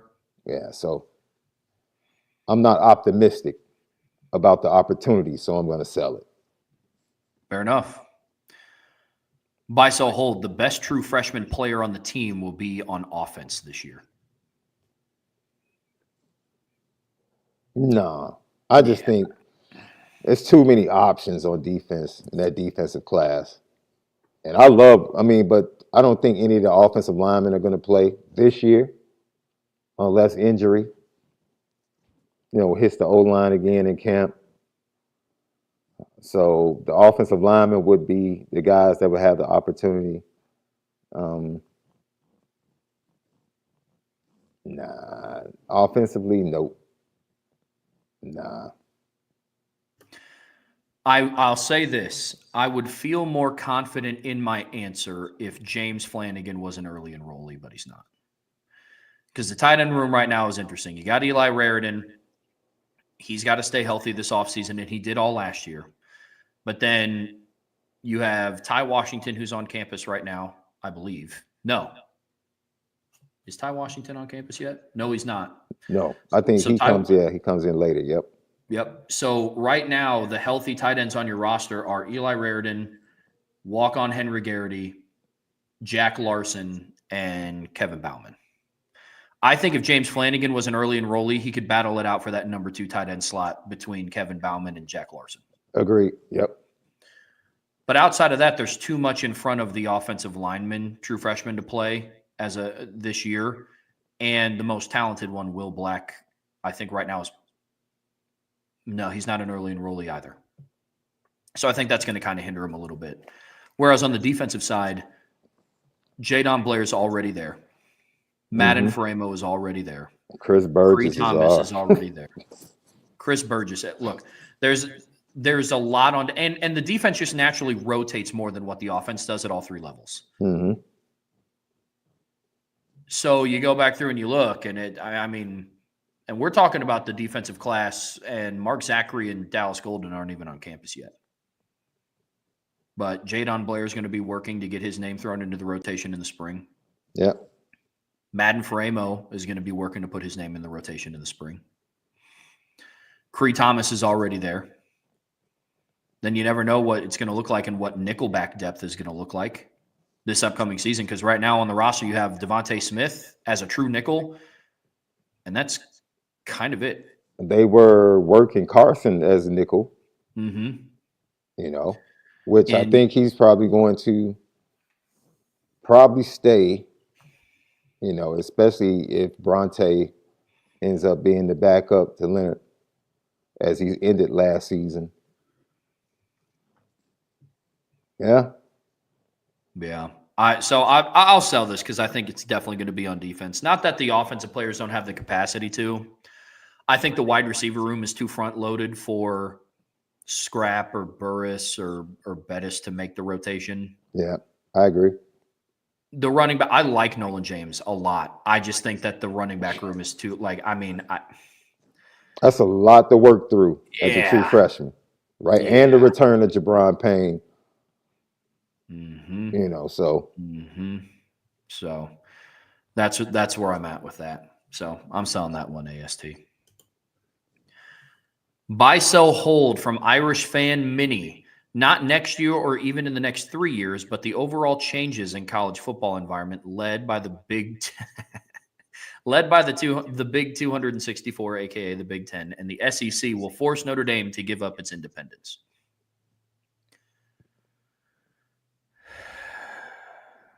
Honestly, based on some of the things that have gone down over the last couple years, I think this more than solidifies Notre Dame's independence. I don't think that there's going to be a conference that I don't think that there's going to be a scenario that forces Notre Dame to join a conference in the near future. I don't. If it happens, I don't see them joining either the Big Ten or the SEC. I think that they just link arms with the ACC.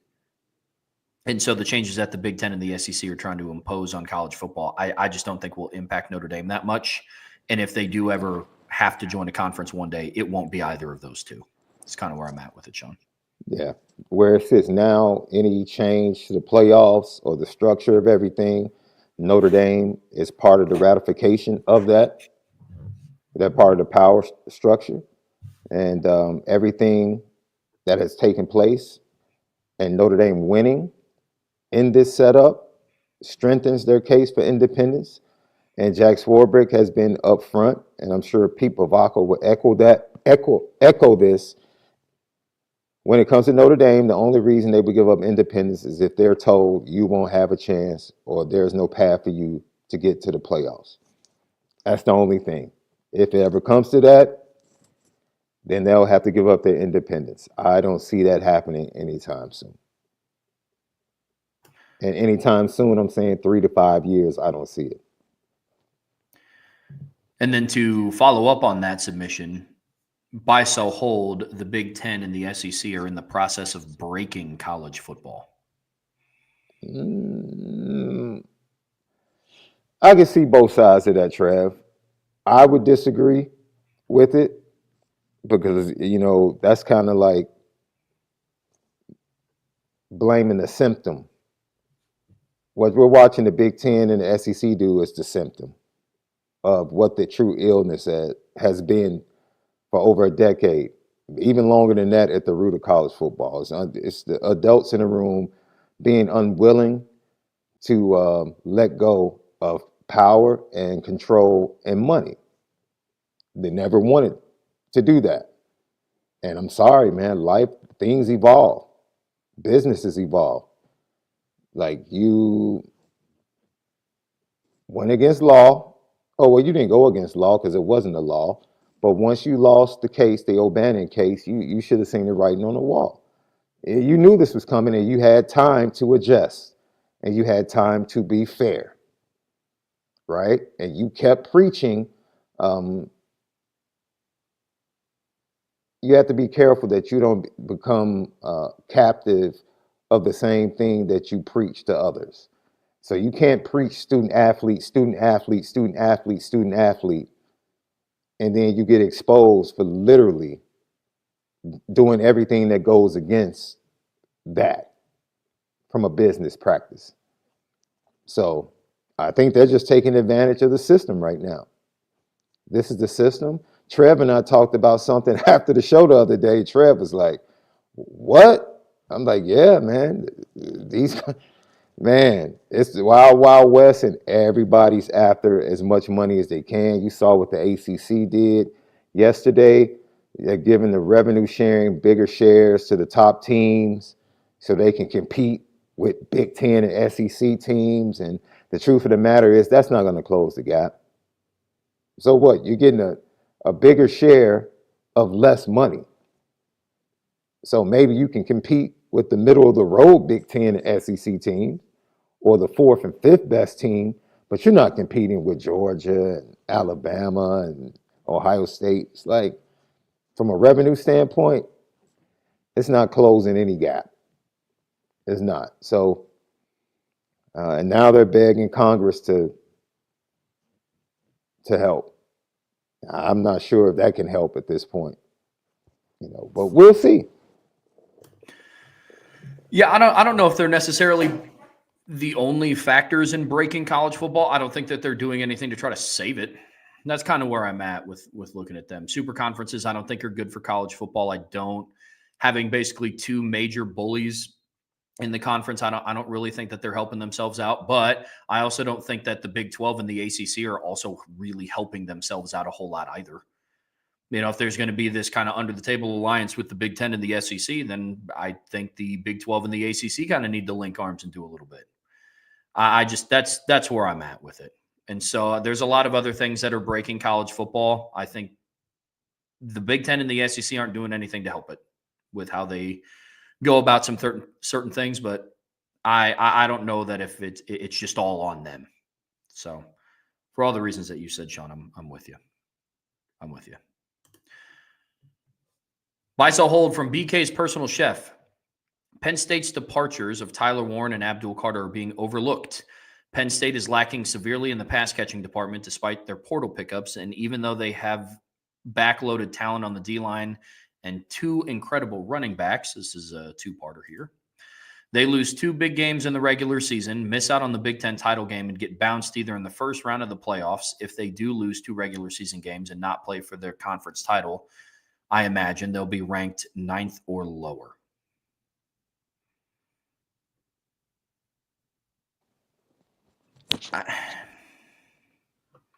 Coach, the first, I'll push back on. See, this is the grace that I give. Me personally, this is the grace that I give Notre Dame. I never worry about O-line in Notre Dame. I just don't. It's going to be elite some years, and then it's going to be good. Even at its worst, it's going to be good in comparison to the majority of college football. That's just offensive line play at Notre Dame, right? Sometimes we get spoiled as a fan base because we see years of elite O-line play, and then that's what we expect every year because we expect them to recruit at that level. And then like last year, I think the O-line play, if Charles Jagusah doesn't get injured, the O-line play would have been significantly better for the majority of the year than it was. If Charles Jagusah doesn't get hurt, you probably don't see Sam Pendleton starting as a true freshman. Sure. Maybe you don't. If he does play next to Charles Jagusah, he doesn't struggle maybe as much as he did next to Anthony Knapp. That's a lot of ifs, right? And if the saying is, if we'd all be drunk, if we had an if. So it's a lot of ifs in the world. So if we went by ifs, we'd all be drunk if we were playing a drinking game. So I'll just look at it like there are certain things, pass rushers at Penn State, you're going to get. Sorry, that too. They have Malachi Williams, a redshirt freshman. LeVar Arrington Jr., that's coming in as a freshman. They return Sutton. He comes back. He had a great game against Notre Dame. Like, pass rush is not going to be a problem for Penn State. They do a good job of producing that. Running backs won't be a problem. Wide receiver, I don't know if they answer that in the portal. What was the kid that Notre Dame liked? Oh, Josiah Brown. He's a redshirt freshman. I'm looking forward to seeing what he can do. Notre Dame was in on him in recruitment. And then, Tyler Warren leaves, but right behind Notre Dame over the last decade, Penn State has produced a lot of NFL tight ends. And Tyler Warren is probably the best of them.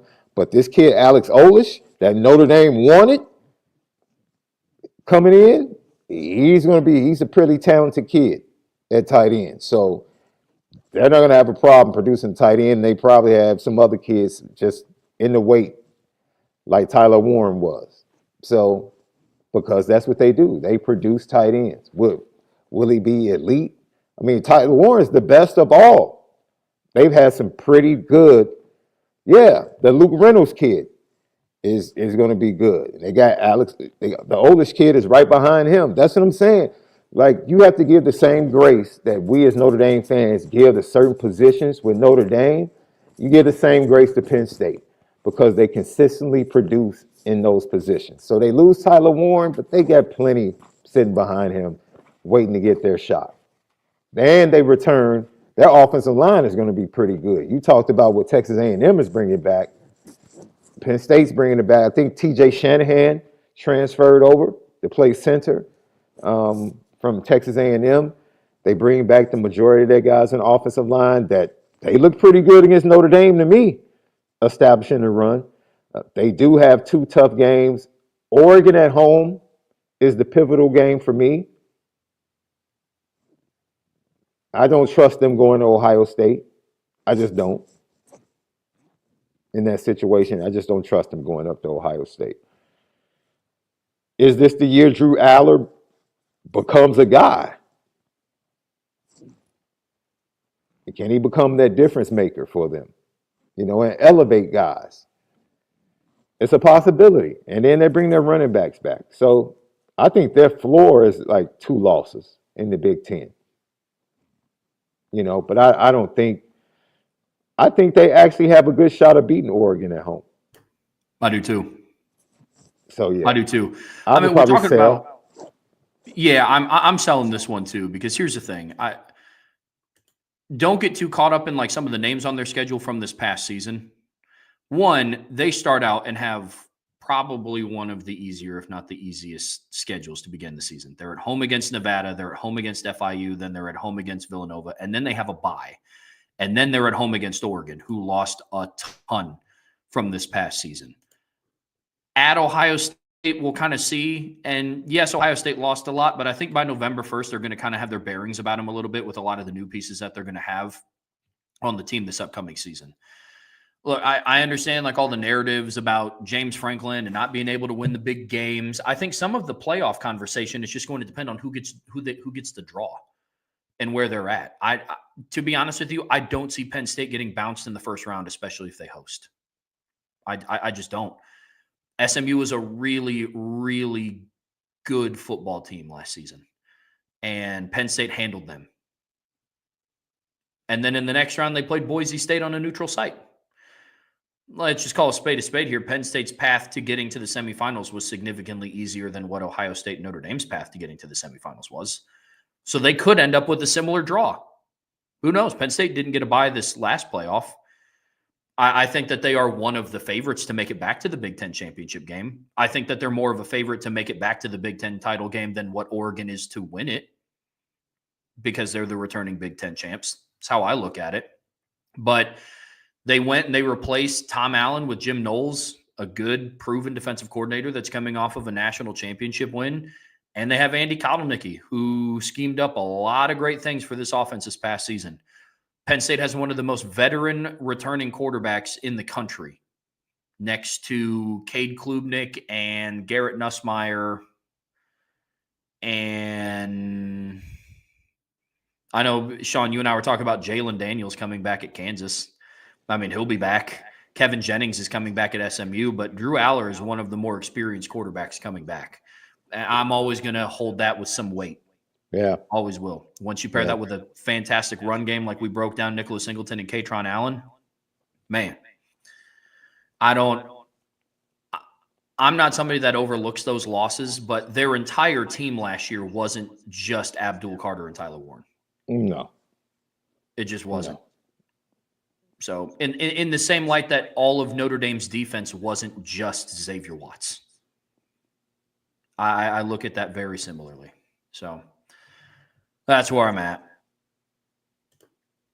Buy, sell, hold from BK's personal chef. During the spring game, not the Jersey scrimmage, we will see at least 4 of the following. 1, a 40-yard breakaway reception for a touchdown thrown by any quarterback to any wide receiver. 2, a 25-yard breakaway run for a touchdown by Aeneas Williams or Kedron Young. 3, a true freshman interception on any defensive position. 4, a wide receiver with 6 catches. Or 5, a tight end with a touchdown catch. Or 6, a beautiful, clear, sunny day that makes us all pine for the actual start of the college football season next year. So let's do this, Sean, since it is a buy, sell, hold. We'll go through each one of these instead of just picking 4 of them that we think is going to happen. We'll go through each one of these and we'll buy, sell, hold them each individually. So first one, buy, sell, hold, a 40-yard breakaway reception for a touchdown thrown by any quarterback to any wide receiver. I'll buy it. Yeah, I'll buy that too. Did we see that this past spring game? Was Chris Mitchell's double move a 40-yard longer than a 40-yard pass? I think it was. It could have been. I just think the way it then, you're not going up against Notre Dame's starting defensive secondary. It's the draft. They do the whole draft thing, and so. But either way, the secondary is still going to be good because of the depth. So, but I think they will get a 40-yard breakaway reception for a touchdown. I'm with you. And then second one here, buy, sell, hold, a 25-yard breakaway run for a touchdown by Aeneas Williams or Kedron Young.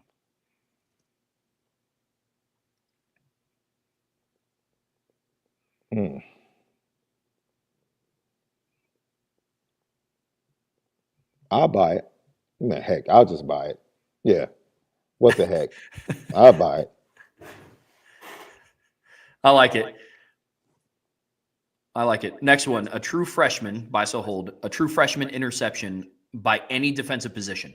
So linebacker, D-line, corner, safety.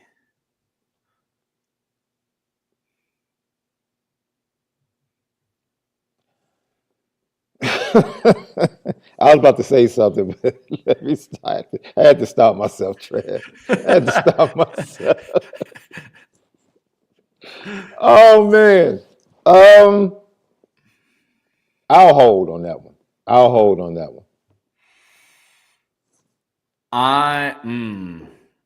I'm going to sell it.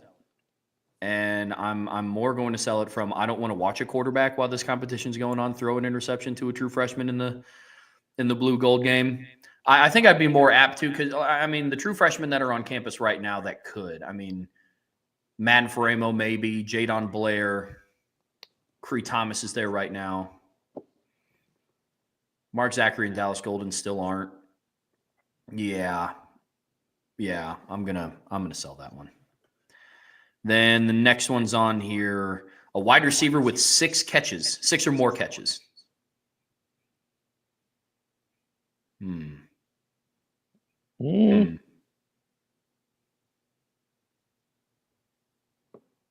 Gosh, I don't.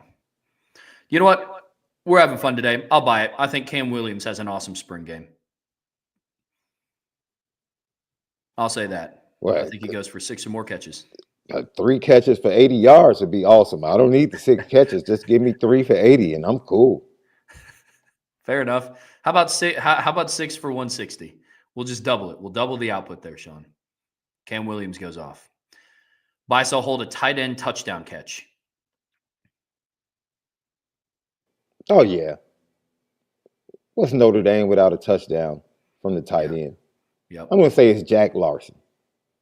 Love it. I just said it. It's Jack. I've said this. Jack Larson, from the time he committed, I was like, I could hear him coming over the PA. Notre Dame touchdown, Jack Larson. I can just hear it. It just sounds beautiful. So, yeah, I'm going to go. We're going to hear it. April 12th. We're going to hear it. I love it. And then finally, buy, sell, hold, a beautiful, clear, sunny day that makes us all pine for the actual start of next college football season. It's an easy buy for me. Of course. Wouldn't have it any other way.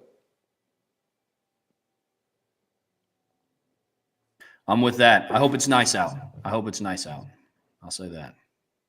Let's get about 65 to 70. Sunny. Minimal wind. So they can let it rip.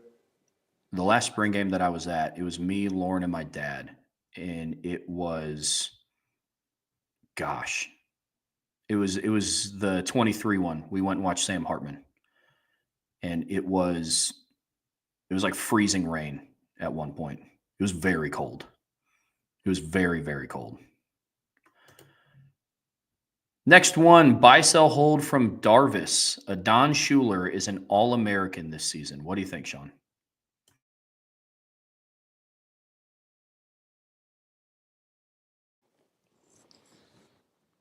Are we just talking about any team, like first, second team, or is it first team?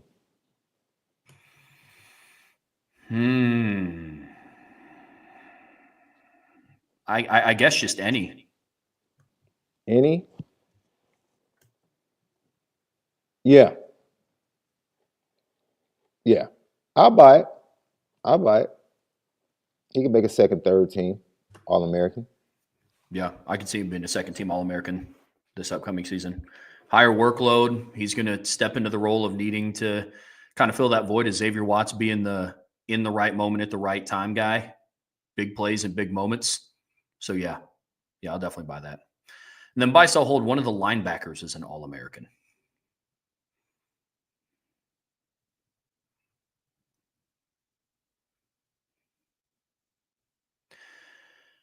I'm going to sell this one. And we've talked about this before. I think it's going to be really, really hard for one of the linebackers to earn some end of the year honors because of how much they're going to rotate. I think a lot of these numbers you go through and you look at stats. I think Drake Bowen has the best opportunity to, because he only played like 20 less snaps than what Jack Kaiser did last season. But they rotate their linebackers so much that I think they rotate too much for anybody to put up some of the numbers that they need to. So that's where I'm at with that one. But if there was going to be one, it would be Drake Bowen. What's up, Brian? What's up, fellas? I was waiting for you to hop in. I knew you were itching to. I had to do it for this one. I'm changing my mind. Drake Bowen's going to be an All-American this year. I'm buying this. Okay. I said last week no linebacker would be an All-American. I had to change my answer. I was watching some film the other day, and I'm like, this kid was so freaking good last year.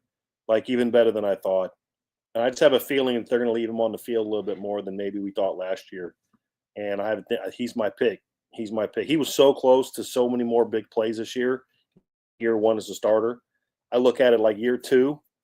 Like think about that hit he had on Gunnar Stockton in the semifinals. Oh yeah. Or the quarterfinals. Think about the hit he had on Will Howard in the title game on that long pass to Jeremiah Smith. In year two, he hits those blitzes a half second sooner, and all of a sudden those balls are floating in the air. He's making those kind of big plays. So I'm jumping on the Drake Bowen hype train right now. And he'll be a captain this year too. I just missed you guys so much. I had to jump. My Angela was like, "Are you seriously watching the show right now?" Said, yes, of course I am. As long as you don't get in trouble, bro, we always welcome you to jump in. So I had to enjoy with y'all, man. Had to do it. Y'all are doing a great job today. I just had to get on this one. Because Kingston was freshman All-American, right? Yeah, on one of them, yeah. Yeah, on one of them. So, yeah, I could see one of the linebackers being Drake, definitely. You know. Hey, I was in the chat, but can I call Boss Rank and ask you guys a buy so hold to answer when I leave? Yeah. Yeah. Buy so is true question, submission. Buy so hold. By the end of the 2025 season, Notre Dame will be considered to have the best linebacking core in America, Sean, and because they have dudes that can actually run, unlike what some people think. But they have guys again. I knew the Teddy. At the end of the 25 season, people will look at Notre Dame's linebacking group as the best in the country. So what do you think, Sean? The easy answer is to say yes, but I'm going to be objective here. And I am going to Texas is going to have a really good linebacking core coming back. Iowa always has really good linebackers. I have to see. It's going to be interesting to see who's going to be next to Sonny Styles. I know they recruited the position very well. Got some 5 stars in waiting.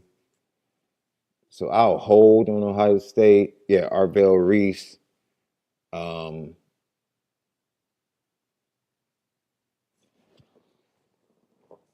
From a depth standpoint, this goes back to the running back conversation, right? From a depth standpoint, it's like, heck yeah, right? Absolutely. But then you just start thinking about, like, ranking this guy next to that guy. It can get interesting. I'm trying to think who else. Texas is going to have a really good linebacking core. I think Texas A&M, they lose, but Elko coaches the position really well. Yeah, Notre Dame will be right there. I'll buy it. Yeah, I'll buy it. I think the production is going to jump off the. I think one of the reasons why a lot of people don't think so is because they don't have a whole lot of like highlighted players in the linebacker room coming back from a national perspective. I mean, we're all really high on Drake Bowen, as we should be, but I mean, I think names get tossed around a lot. I mean, we'll see how healthy he comes back, but like Whit Weeks at LSU, Anthony Hill at Texas. I think Sam Brown comes back at Clemson, and so there's a lot of good players coming back. Sonny Styles and Arvell Reese, I think, are going to be a nice little tandem in Columbus.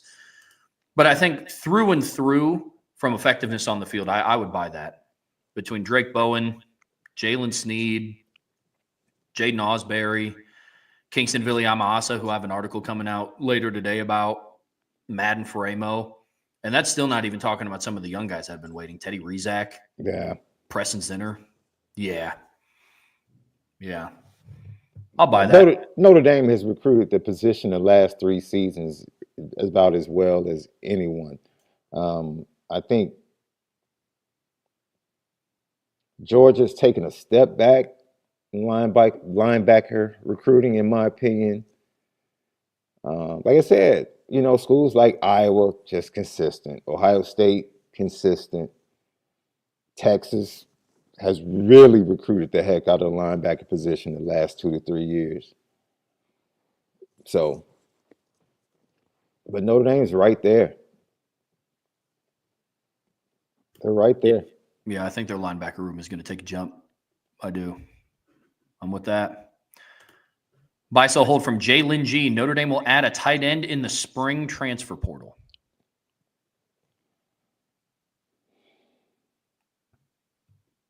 I mean, it depends on injuries.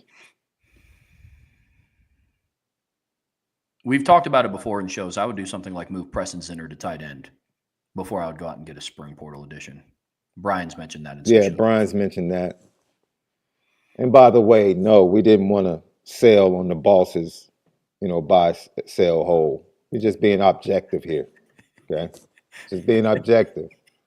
They'll be in the running. Yes, I buy that they'll be in the running for top linebacking core by the end of the year.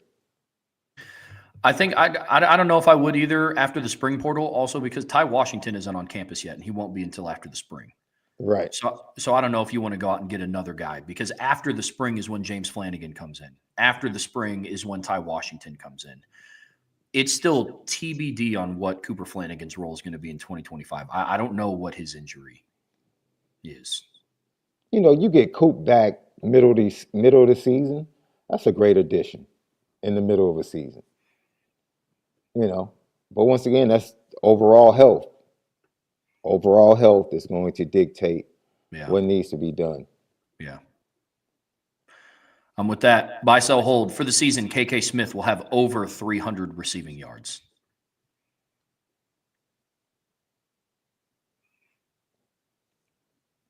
That means he would have to have at least minimum between 20 to 30 receptions. Yeah, I'll sell on that one. I'm going to hope by this one. He's one of the guys on the team that can stretch the field vertically, and he has a lot of speed that needs to be utilized. I mean, if he's able to average 14 yards a catch, he needs to catch about 21, 22 passes. It's a loaded receiving room. So, but I'm hoping so. And if he's a deep threat that I think so, I'm hoping he averages a little bit above 13, 14 yards a catch. I mean, that's what Jaden Greathouse ended the season with, 14.1 yards per catch. So I'm going to hope by this one, because that is the one aspect. Sean, you and I have talked about this before. I think we talked about it on Monday, talking about how Notre Dame, the one thing that has been missing consistently from their offense has been a deep threat at receiver. Not that a guy like that hasn't been on the roster. He's just been misused. Yeah. Chris Tyree could stretch the field vertically. He was misused in 23. Braden Lenzy could stretch the field vertically. He was misused during his time at Notre Dame. And then in 2022, when he was getting open downfield, there was, and I say this as kindly as I can, a lack of ability to physically get him the football down the field. And now with KK Smith, he's got to stay healthy. But if he stays healthy, I would sure hope so. So I'm going to hope by that one. Buy, sell, hold after the USC game. Chad Bowden and Marcus Freeman will shake hands. No way. Not on the field. Nah. Did you see his reaction to James Franklin in front of the cameras? Like, nah. Marcus Freeman is taking notes. I guarantee you he's taking notes, because that last statement was a direct shot. Yeah, this is a head coach that actually recruits. Like, oh, that's what we're doing? Mm-hmm. Okay. All right. Well, because unfortunately, but I guess depending on the lens you want to look at it through, fortunately, it's just in a lot of his statements before, when he was talking about it's the happiest he's ever been and how it means so much more here. Like, when you look at it full context, he was talking about what it meant for him specifically. I can get on board with that. People in the media tend to clip certain parts to build certain reputations for people to create different storylines. I mean, it happened with Jeremiah Love.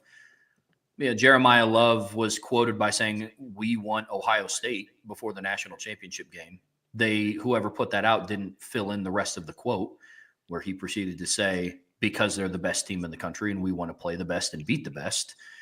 But with this quote from Chad Bowden, there was no looking at the rest of the context. There was no let's look deeper. It was just a shot. Which, honestly, we've been talking so much this offseason about how the USC Notre Dame rivalry needs a little bit more flair to it. Here it is.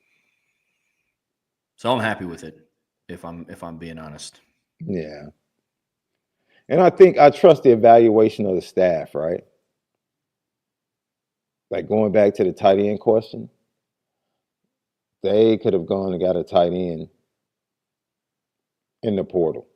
They knew what the numbers were. They know what the health is. They talked to the health and nutrition staff. They talked to Lauren Lando. They made the decision to say, okay, we're going to let the spring play out.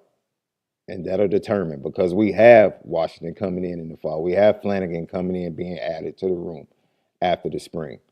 So if things go a certain way in the spring, we might have to go into the portal. If they don't, there's no need. But then once again, I don't get the panic around the tight end room, because Notre Dame does tight ends, man. Like, literally no one expected Mitchell Evans to come on the scene when he did his first year as a starter. No one expected that, and somehow he did. That's Notre Dame and tight ends. And guess who's coaching tight ends? That's coached a lot of great tight ends in Notre Dame, Mike Denbrock. So I don't worry about tight ends. Are we just adding somebody to have numbers? Okay. I'm with you. Tight end is one of the position groups for me that I just don't really worry about, because the floor has been elevated as such that it's still going to be good. Rooms like that for me, and I'm interested to get your thoughts on this too, Sean. Tight end is one of those rooms for me, really, since 2005. Even the floor are still good tight ends. Tight end is that room for me since 2005. Offensive line with the one asterisk of 2021 in there, for me, has been that way since 2012. Running back has been that way for me really since 2017. Yeah. Consistently year in and year out. Yes. Tight end is going to be fine.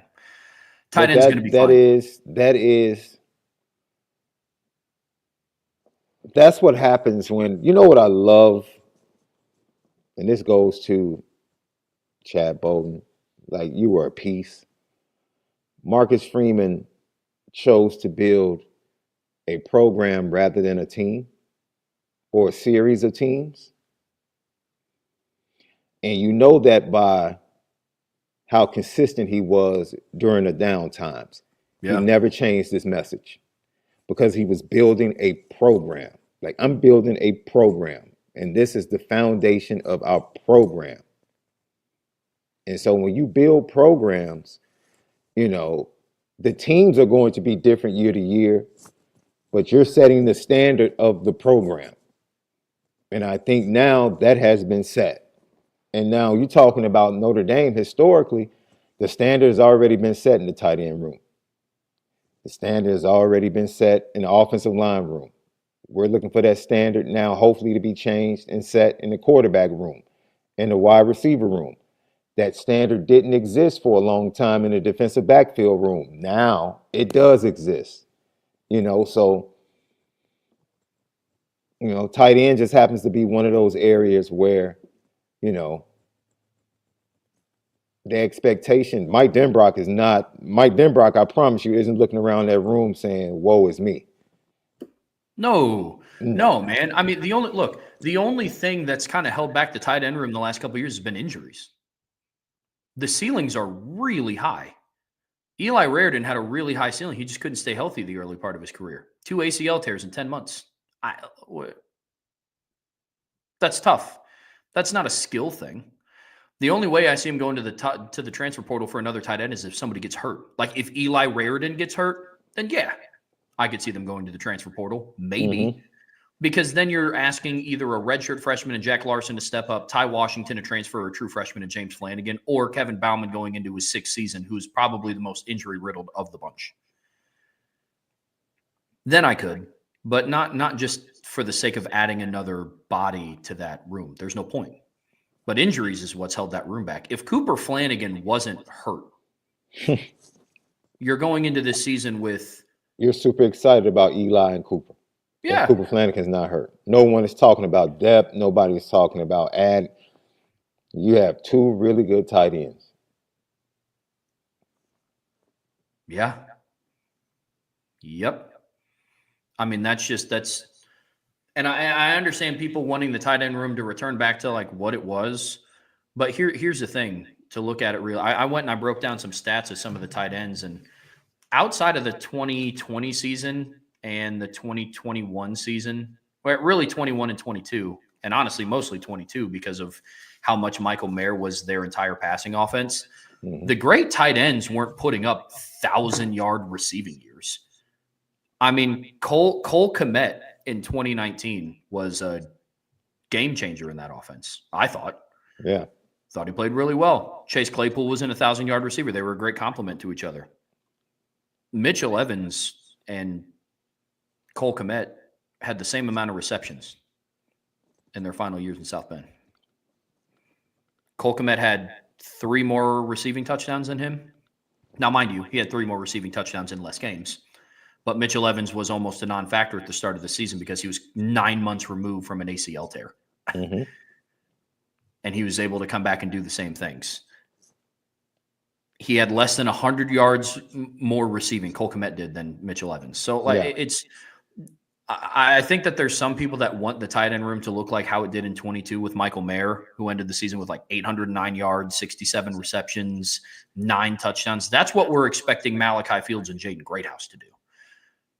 So unless Notre Dame's going to start throwing the ball 60 times a game, I don't think you're going to have 3 people with those numbers. I think the tight end room needs to be more effective, stretching the ball down the field more vertically than they have in previous seasons. But it's not skill. I'm saying this loud and clear. It is not skill that has held this room back. It is injuries. Truly. Yeah, I agree with that. And I think that's why they went out and they did add in the transfer portal, because of that reason. But I think, the option of Preston Zinter, I think they know that. That's in their back pocket. And then it's all about health. Like if they're healthy, and then the prognosis of, projecting where Cooper Flanagan lands in his return, I think ultimately, there might not be a need. Yeah. Yeah. Yep. I'm with you. Buy, sell, hold from Bronco 30 CH. Our recruiting department will be set within the next 2 weeks. It depends on how these conversations go, right? I would love for it to be set before the start of spring practice. Whatever decision is going to be made, uh, even if they decide to let Mike Martin rock out right now and kind of lead the way doing both things and kind of give Carter Allman, some more responsibility until they find the guy that they want. If Marcus Freeman does not see the guy that he wants, I don't want him reaching just to fill a position. But it would be great if they filled it in the next 2 weeks. I think it needs to be done before spring practice.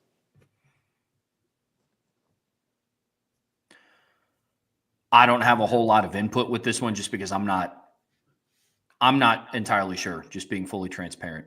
I am in agreement with Sean that it is a position that I would like to see filled before spring ball starts, because I feel like once that happens, then it kind of takes the back seat until the summer hits, or at least until after spring. And so I would love for that, because now Mike Martin has been with the program now for a couple of weeks. He's starting to get his feet under him. I think has like an introductory press conference coming up here soon. So yeah, all that stuff I would like to see happen in the next couple of weeks for sure. Buy, sell, hold. What Chris Ash said at his press conference makes you feel better about the hire, given it seems that Marcus Freeman wanted him to just potentially tinker with the defense and not make holistic changes. I'll say this about Chris Ash's introductory press conference. One, he said all the right things. I like that he said he talked a lot about like Notre Dame's defense. To me, I interpreted that as the standard at Notre Dame, not that he's just going to run Al Golden's defense. Did it make me feel better about the hire? No. And it's not for anything that Chris Ash said. I need to see it. I need to see it on the field. And I've said that about multiple things this offseason. I think the receiver room is extremely high. I think the potential in that room is really, really high. I still got to see it. I know Malachi Fields and Will Pauling did it at other places. I watched Jaden Greathouse do it against Penn State and Ohio State. I need to see Jaden Greathouse do it for a season, out the gate. Jaden Greathouse finished last season with 6 or 7 games with just 1 catch. Not all of that was on him. You could make the argument that most of it wasn't on him. But I got to see it. I just got to see Malachi Fields in a blue and gold uniform. I'm confident that he's going to, but I have to see it. Same thing with Chris Ash's defense. All the pieces are there. Al Washington's back. Max Bull is back. Mike Mickens is back. A lot of your young talent is still back, ready to blow up, but I just have to see it. So I think a lot of what it was in his press conference, it was a lot of lip service. It was correct lip service. It was a lot of coach speak, and that's what I would expect from somebody who has been a head coach before, from somebody who's been a defensive coordinator before, from somebody who's been around NFL organizations. But for me, I gotta see what the on the field product looks like, whether that's getting up for spring practices, watching a Jersey scrimmage, watching the blue gold game. That's when I can start to say that I feel better about his hire. But I'm not going to hold too much weight into what a new coach said during a press conference and be like, all right, they're not going to miss a beat. That's kind of where I'm at after I've had a lot of his I've had time to digest a lot of what he said. What about you, Sean? I'm trying to say this without coming across disrespectful.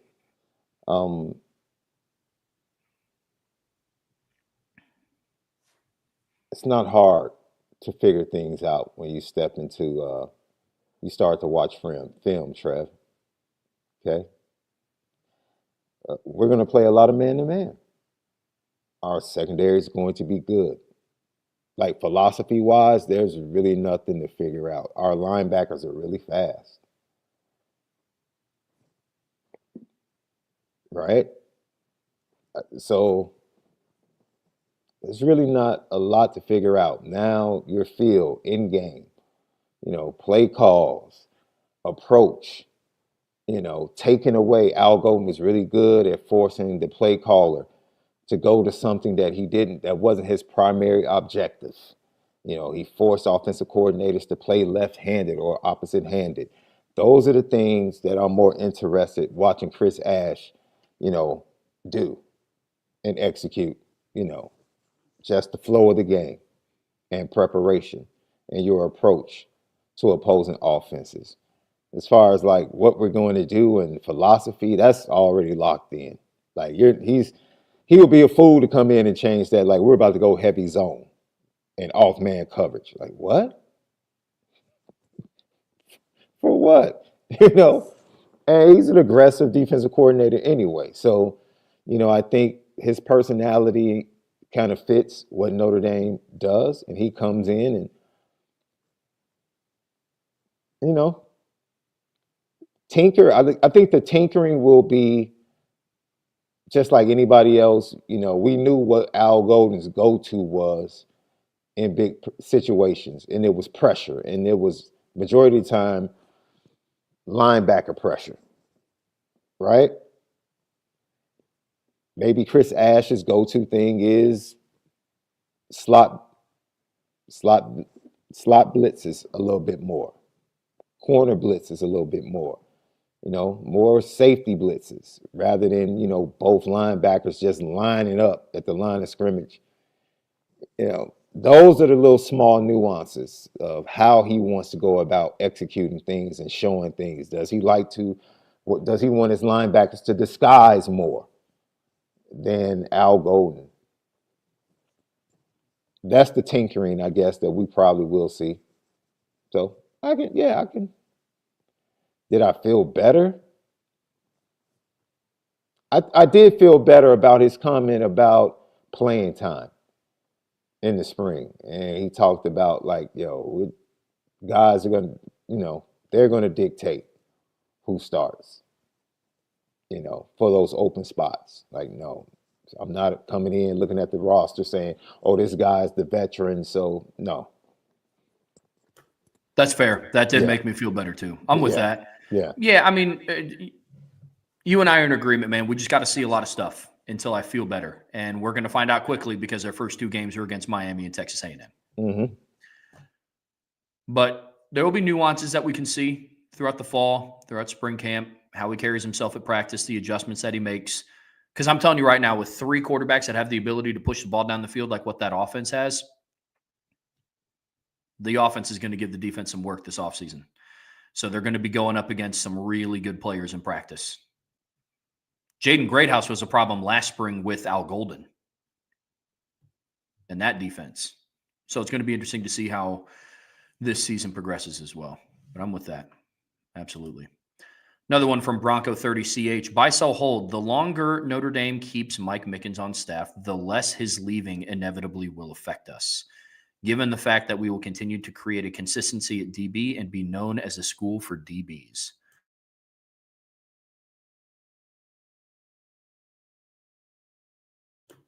I'll sell.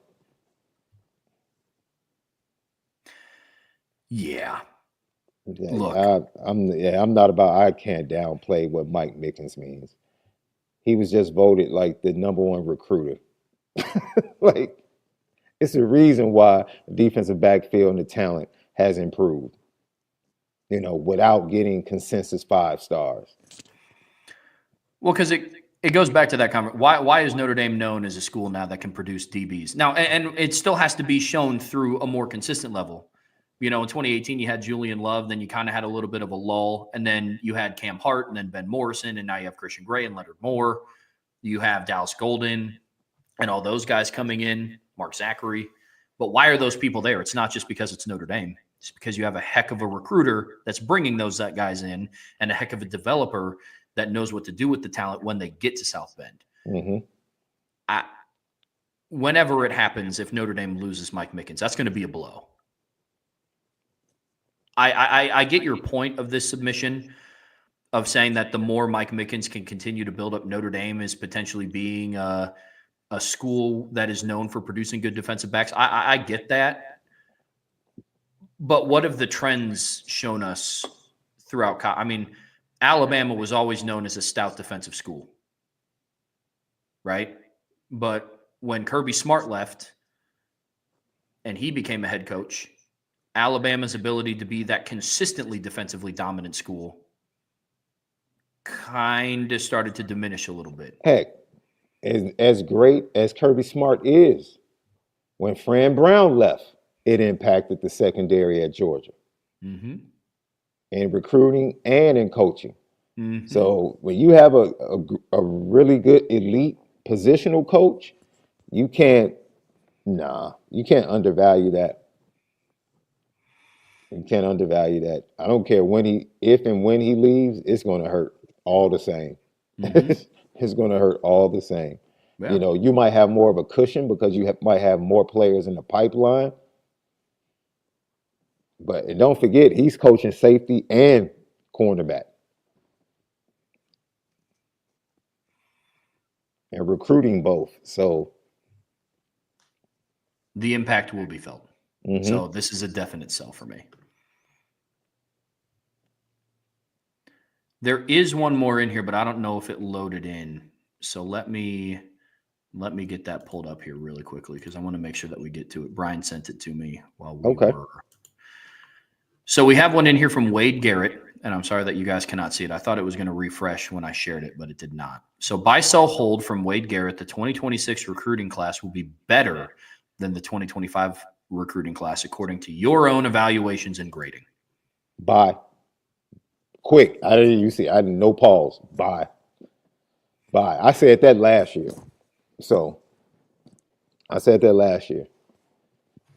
And the only caveat I had was a catastrophic season. I said it. I've said it for 2 years. 2026 will be the elite recruiting class because you'll start to see the on-the-field performance help recruiting. I always felt that. And I thought the 2025 season would be the season that they get to the national championship game, and they did it a year early. So now it's like, okay, we're cooking with grease. Like clean grease, not that dirty grease that causes fires, bad fires. This is the good fire.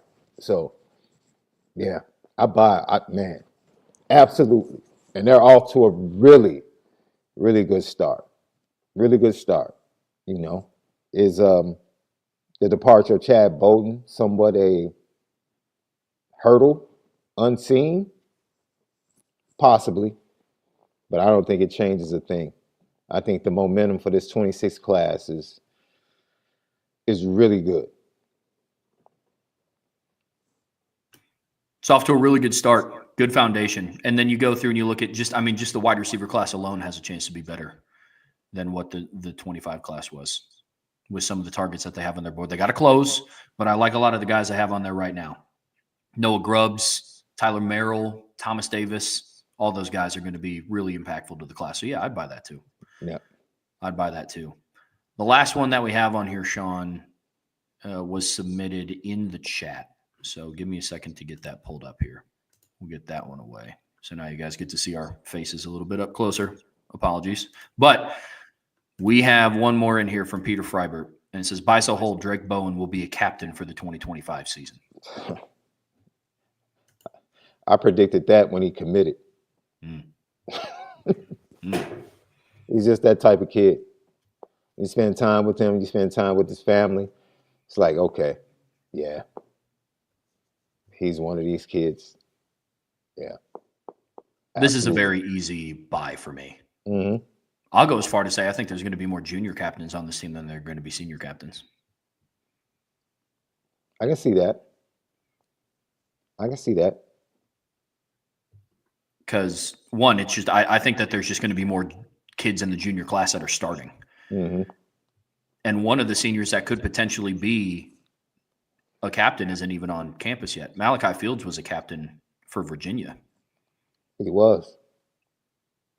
But then you go and you think about it, maybe on offense, Emil Wagner is going into his senior year. This is talking academically.